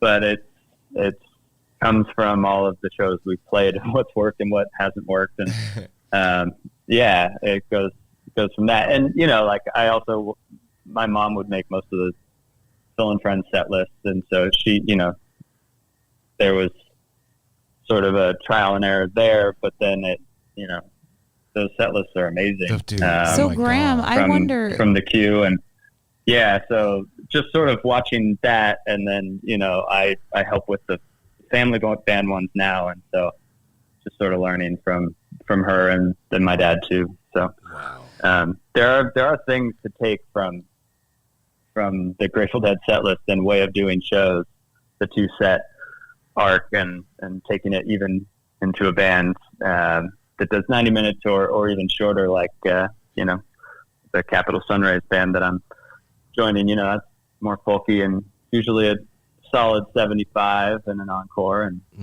bunch of talking in the middle of each song to tell the story of it. That's and, cool. it's a whole different thing. But there's stuff you can take away from each one and apply it to the other. Graham, were you, I mean, this might sound way out of context, Here we but go. were you a rebellious teen? I wasn't really that much. No. Okay, because I wonder would that be only hard. because, music was such a part of your life. It's not like you could have been like, no, I don't want it to be, or gonna be a that's banker. your thing or whatever. Like you were just, it was infiltrated in your life. And so I just wonder, when you're rebellious, you want to do the opposite of what your parents are doing or your family's doing. You know what I mean? parents on Like, the screw planet. that. I don't want that. I've heard those jokes. Like the most rebellious thing I could have done was become like an accountant or something. Yeah, so like our daughter actually said that. She was like, She my way of did. rebelling Yeah. was getting good grades with you guys. Yeah, well, we didn't. I mean, so not that we didn't have standards. It was with our daughter. It was just like, you know, you kind of like figure out what you want to do, and then that's kind of how we raised her. And so I just wonder, like, is that kind of how like your dad and mom were with you? Like, figure out what you want to do, or like was music like do music Was and there then pr- figure was out what there you want to pressure? do? Yeah. Like what type of dynamic was there with you and your parents? Was there freedom, or was there a little bit more stiffness, or how did that work out for you? There were, I probably would describe it as loose boundaries. I mean, I didn't particularly want to be rebellious, but it's, you know, I'm adjusting for like what I imagine an average teenager was. My friends and I were just kind of dorks. I played baseball, but like other than that, just sort of hung around and I don't know, shot the shit with my friends. It was, you know, the music thing is the way my folks did it was when my brother and I were, I think we were 6 or 7. How many years apart are you two? I'm older by a little less than 3 years. Okay. So I think I was 7. He might have been 6, something like that. We just started taking piano lessons, and it was just like, no, this is part of your education. You have to know this. Oh, this is cool. part of school. Yeah. And, you know, like that sort of just followed through. I mean, I took piano lessons until I was maybe 14, 12, 13, 14. I don't remember exactly. Oh, that's a good 6, picked 7 up the years. guitar Yeah. at some point. Yeah. I picked up the guitar at some point, and I sort of knew all of the theory based on that, and based on piano, and sort of taught myself guitar. I took a few lessons, but I didn't particularly like it. And then, you know, just sort of hung out and jammed with friends in high school, and then, you know, was in a few bands in college, and yeah, it wasn't. So there was no pressure, really. There was no pressure. I really liked it, but you know, the thought of doing it as a career was like basically happened when Terrapin happened. Yeah. So you know, I had graduated college, and I had a day job, and I did until 3 years ago or so, and you know, Mind if I ask what it was? Yeah, I worked at Adobe. Oh, cool. Nice. Yeah, I worked on their digital marketing side. Nice. I worked with Adobe Social. But, you know, I was at startups that got eaten up by bigger startups that eventually ended up at Adobe. Mm-hmm. That sort of thing. And, you know, Bay Area Right. type thing. And, yeah, I mean, my folks were, you know, they're very supportive the whole way. You know, I think once we started making music together, I think, you know, my dad sort of got the light bulb went off and shit. Twinkle I in think his eye. he really liked that, and you know, we did too. Aww. But even I can't then- imagine how good it must be for I him know. to look at you guys and just Yeah, like it's beam. pretty And your mom great. too. Yeah. Like, well, not just them two. I'm sure you have aunts and uncles and cousins. Like, what an amazing thing for the family to have this like legacy. Yeah. Of It's like, all about Yeah. family. you know how like in the old days there was like candlesmiths and like metalsmiths and like Yeah. there's musicians, and like you're in that line The with your troubadour. dad and your mom and your brother, and like that's just to me what a beautiful, amazing thing to have. You know,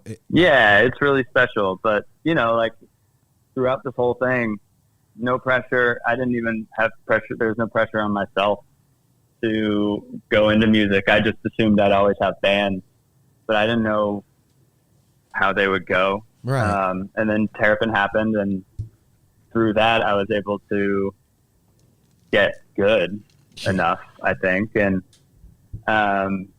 you know, like, I think part of being able to do it as a career is just being able to do it often enough. Yeah, and, you know, man. and play in front of people. Like, I don't know. I've spent a lot of time rehearsing in people's garages and rehearsal studios, and I don't think that had, you know, I mean, who knows?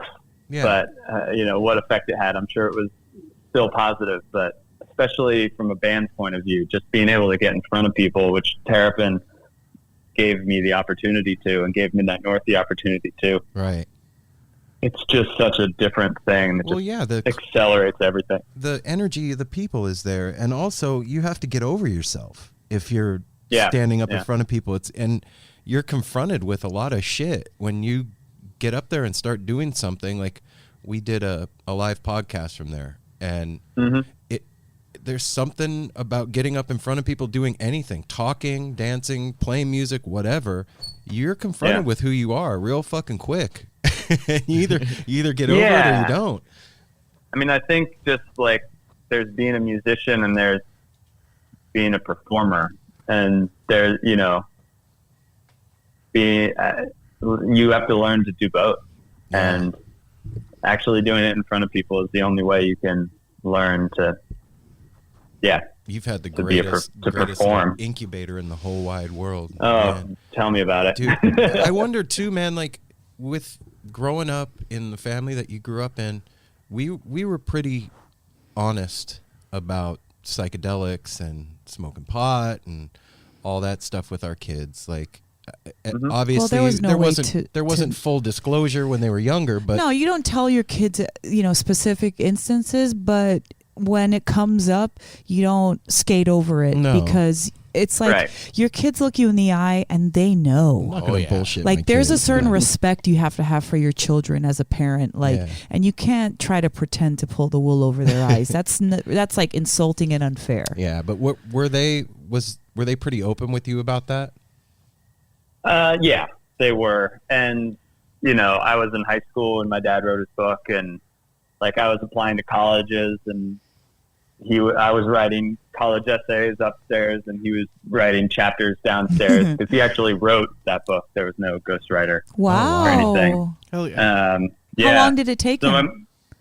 I don't know. Okay. I mean, it had to be like a year or so. I think they did the thing where they sold it first and with an outline and maybe a couple chapters, and then he actually had to do it. And I imagine that was something like a year, but I think the release process is also, you know, there are delays all over the place. So I don't actually remember. Yeah, okay. But roughly a year. Yeah, and you know, he's pretty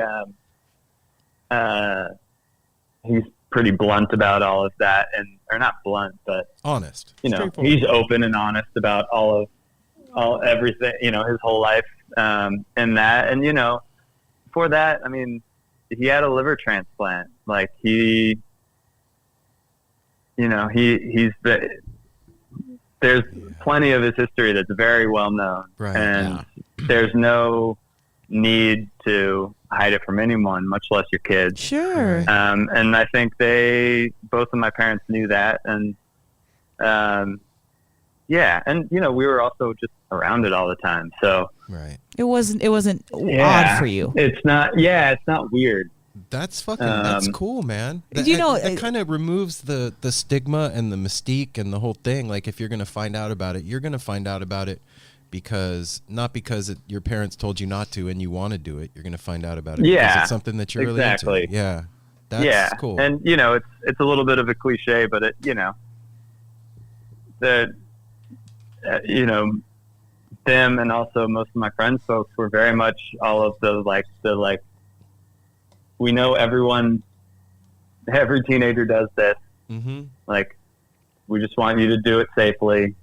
Yeah. But you know what, Graham? We don't have to know everything, but you know, like if you ever need us, like we're here, and that's. I mean, there's no better way to. Yeah, and look at you. Do you have any children yet, Graham? I do not. Okay. Do you feel like that's part of your future sometime? I have no idea. That's a good answer. Music, Yeah, man. That's a good answer. Yeah. Because some people, Well, you know why? Because some people grow up knowing that they want children. They know that they want to be parents, or they, like it's in them. And so some people just like, I don't know, I'm just living for today, man. Yeah. Figure that shit out when I have it. That's a good thing about it's women. Definitely They not bring in that the up. immediate plan. Sure. But like my brother has his little Levon, who's 5.5. Almost 5 3/4, Graham. and but Levon was not planned, and he's the most loved and lovely child of all time, and it's best laid plans, like Totally. who cares, like Yeah, we're So not who trying to knows, get some but, exclusive. I just wonder if you felt like, in yourself, like He's that was "Well, as a something matter that of you fact, I haven't told no, anybody, it's but not the plan. It's not the plan, but I do know my family knows Oh, right on. how it is. okay, I have this memory of when I was a kid, and my brother. I have 4 older brothers, right, and they were eternal tormentors of me, like just nightmares. I witnessed some. Yeah, they were. And this one time, my brother locked me out of the house, and I don't know what was going through my head, man, but I couldn't get in, and I busted the window to get into the house.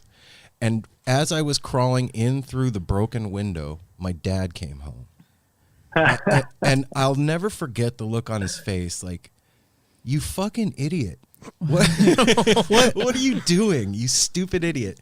And it's like the one time that I remember, like, feeling super stupid, and like, not the one time, but one of the many times. I was gonna say. Feeling super Yeah, the dumb, one and like, time.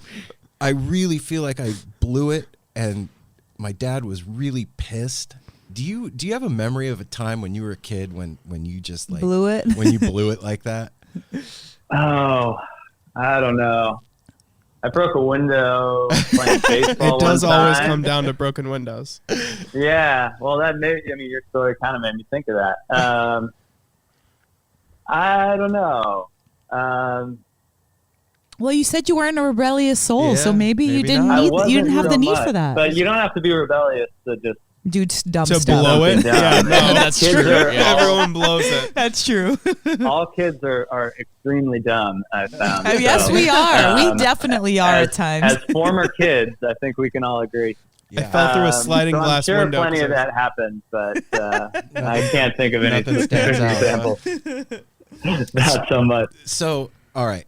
So you're getting ready to hit the road and go do your thing.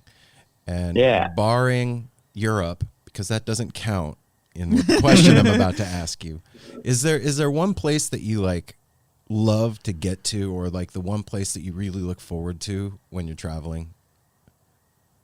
in America. I'm sure. He wants if you to say Portland. No. Well, I was going to say, I'm sure if you've asked other people this, everyone says Red Rock. That is probably everyone's go-to, Yeah. and it's true. It's Red Rocks in the Gorge, right? What's the, well, I don't, but I is haven't, it- I don't as a- ask it very much. Well, Maybe not as a venue. musician, have you played Red Rocks yet? Yeah. Yeah. Yeah. Okay. Yeah, So as a musician, to you, is it better or worse or same, or like in your perspective? Not like it's great to play, but like, is it so different from another venue that you've played? It is. Yeah. Okay. I mean, I haven't played that many other venues that are not festivals that are that size, so it's not exactly apples to apples. But I've been to all of the festivals, Sure. or all of the venues. Like, the equivalent in the Bay Area is probably the Greek Theater, or in Berkeley, or maybe Shoreline. Shoreline's a lot bigger, but the Shoreline types are so soulless.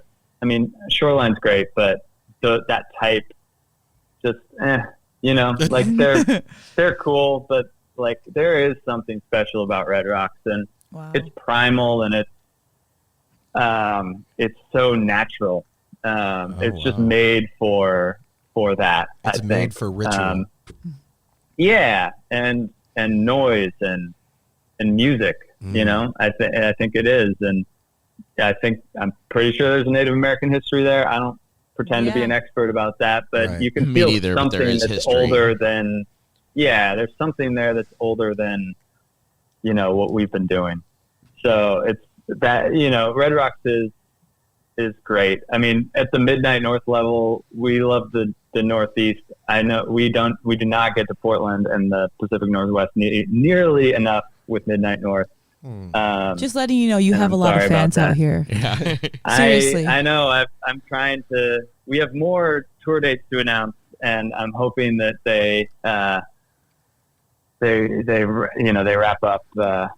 It'd be the third leg, because the second one, which hopefully will be announced tomorrow or the next day, is not coming there. But it's not a guilt leg trip, for real. later in the fall. Seriously, No, I know, we just love your music, but know, the and Crystal Ballroom, which is too big for Midnight North at the moment, is it was a really special one, and there's Revolution I love the Hall. cap. Yeah, Well, I last love time the you were here, cool. you guys played Okay. Roseland. So Yeah. That was so kick ass. And when Midnight North was here last, we played the Wonder Ballroom. Oh, with yeah. the Yeah. String Dusters. That was a blast. Wonder Ballroom's great. Yes. Yeah, and I don't know. We'd love to see you at String Summit, man. That would be so Yeah. awesome to see you there. We always hear that the Country Fair and then the String Summit back to back, or High Sierra Country Fair. Oh, String yeah. Summit Yeah, back it's all to back. right That's there. a triple Oh. threat right there. Yeah. I'm too old for that shit, man. I don't. Get Yeah, I out don't. You just did that. I know. I'm just kidding. I was going to back up a minute back to when we were talking Mm-hmm. about seeing you here. Yeah, we're getting close. We got to wrap up soon. Give you your Okay. time, but I'm so thankful. The night you guys were here a couple years ago, I was like, it was one of those things when two of your favorite bands come to town, and you got to choose between one. You guys came, and that night Twiddle was playing right down the street at Roseland. And I was Yep, like, I oh, remember. man, I'm going to miss. But then you guys blew my mind because you brought Mahali Yeah. to do my favorite Dead song, Fire on the Mountain. Yeah. And I was in Awesome. tears. We Yeah. like made my night. And I love the collaboration you guys have done lately. I love the selections from the Great American Music Hall with Bobby and Mahali and stuff. I just love. I just want to. Again, Just here I like a go. It's thank not you, even right? a question. Just a thank you. I thank you so Yeah, much for what cool. you and your family does of bringing all these musicians together and giving a platform to everybody to thrive, including us as listeners. Yeah, that's cool. I'm glad. I like Twiddle too, so I'm glad. yeah. They'll do- for some I reason, I don't figured know so. why they're. I don't know why they're divisive. I think they're great. Whatever. Let people say Whatever. People Yeah, are. Yeah. exactly. I just, People you are know, people.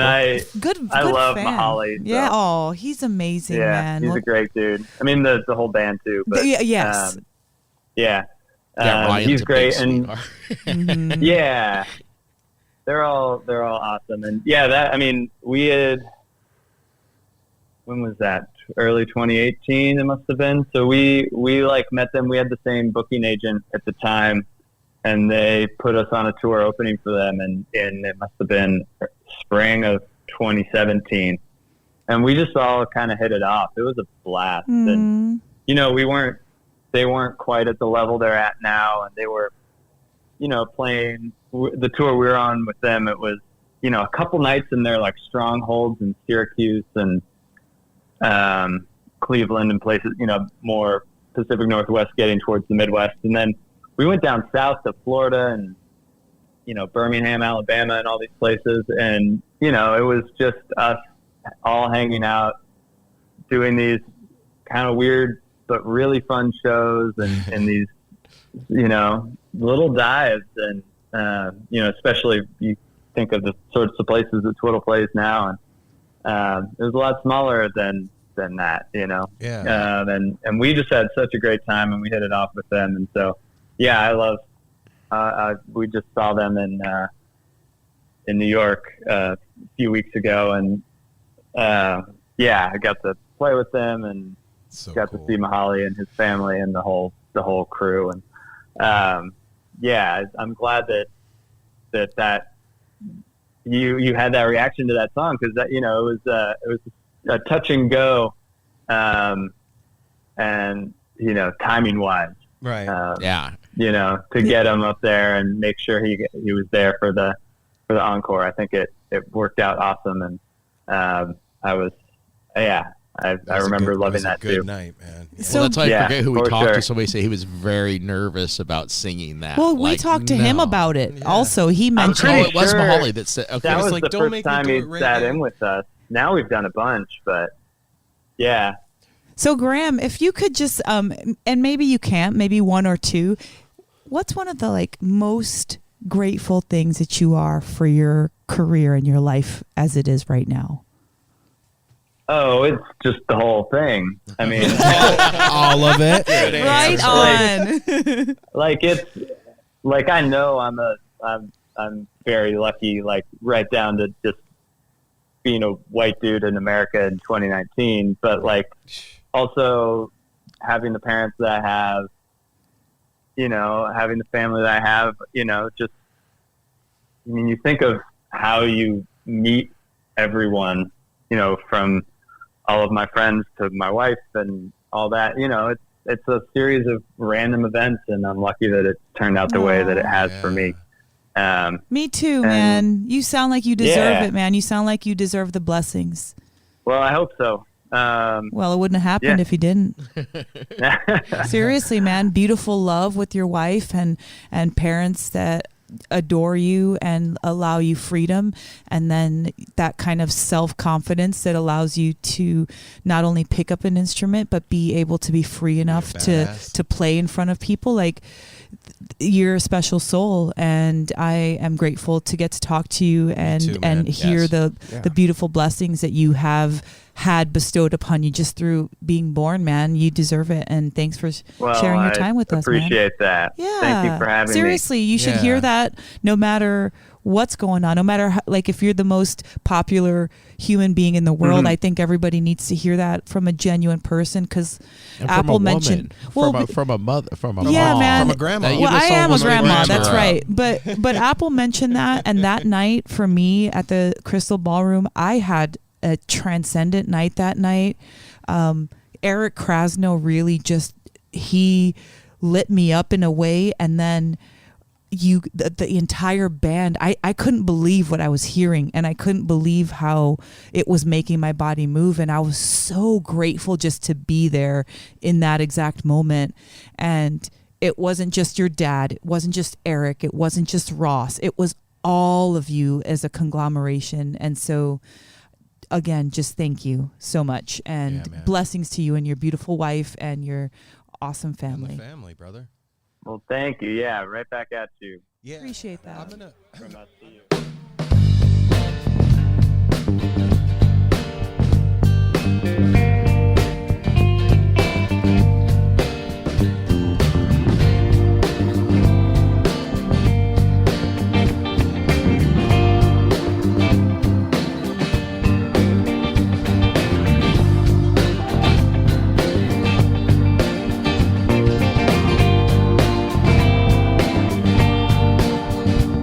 We're wallowing in laughter as the sunlight slowly slipped beneath the ocean. And I may not have known it yet, though short of breath, you knew what was in motion. Yeah, we didn't see the moon rise or hear the spinning face of time a sing. We're too tangled with each other, too content to be bothered by alarm bells ring. So I go rolling northbound on the interstate. My mind is on the open road, too far away to turn back, but not close enough to care. There were hilltop proclamations, there were cartoons drawn along the boulevard. Yet we lay there in damnation, forgetting what was waiting in the courtyard. And when you press the rose of memory between the heavy page of time and distance,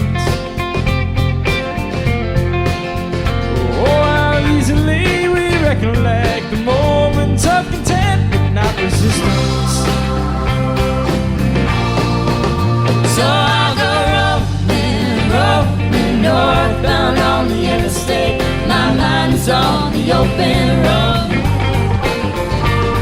Too far away to turn back, but not close enough to care. I feel you by my side like a long and restless night. You're present but invisible, you play. On a long plane ride, don't you leave without a fight. Where the evidence lies softly in our heads.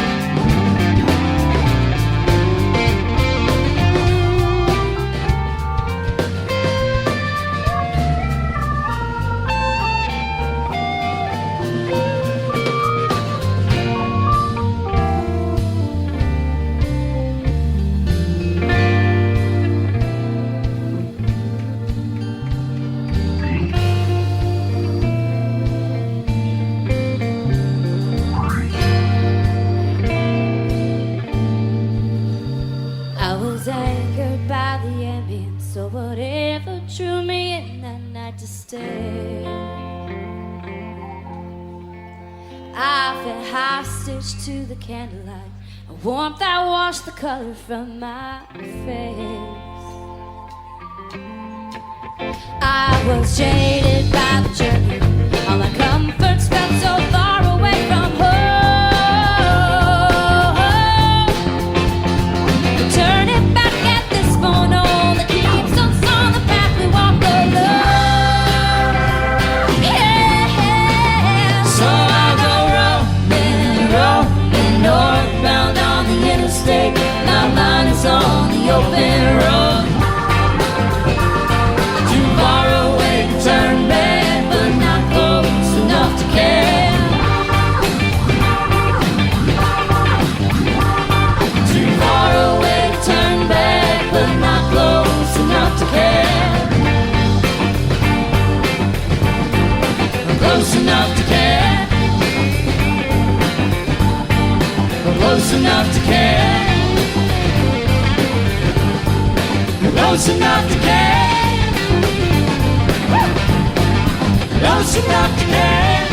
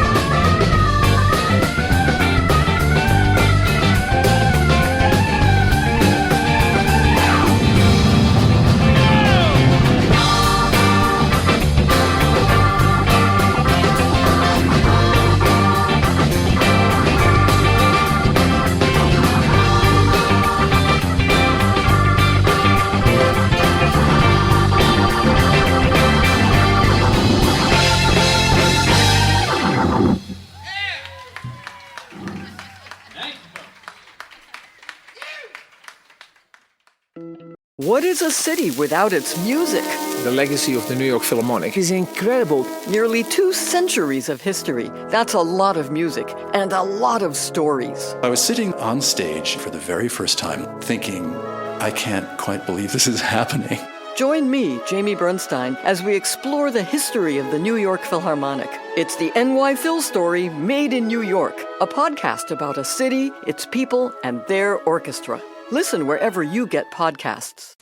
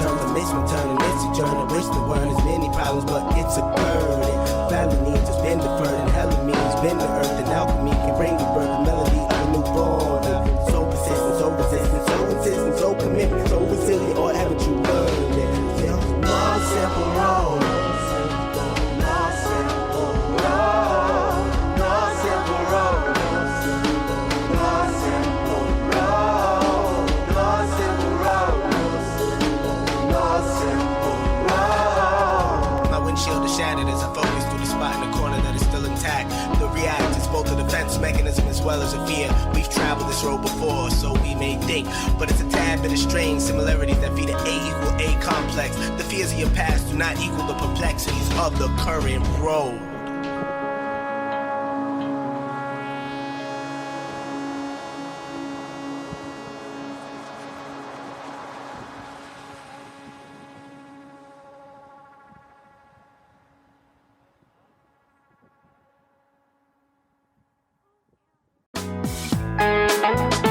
Hey listeners, I want to tell you about the April-May 2023 issue of Relics magazine. Features a Dave Matthews Band cover story with additional articles and interviews with The National, Graham Nash, Wayne Shorter, ALO, Ivan Neville, our friend Eric Krasno and Stanton Moore, Marty Stewart, and much more. Check out the latest version of Relics and subscribe now at relics.com/DMB. Thanks, Relics.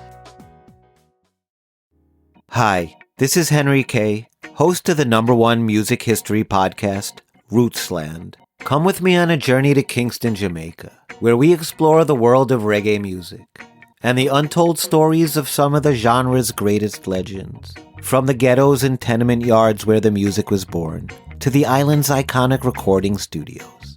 We are so excited to team up with Osiris Media, the leading storyteller in music, because as you'll hear, sometimes the story is the best song.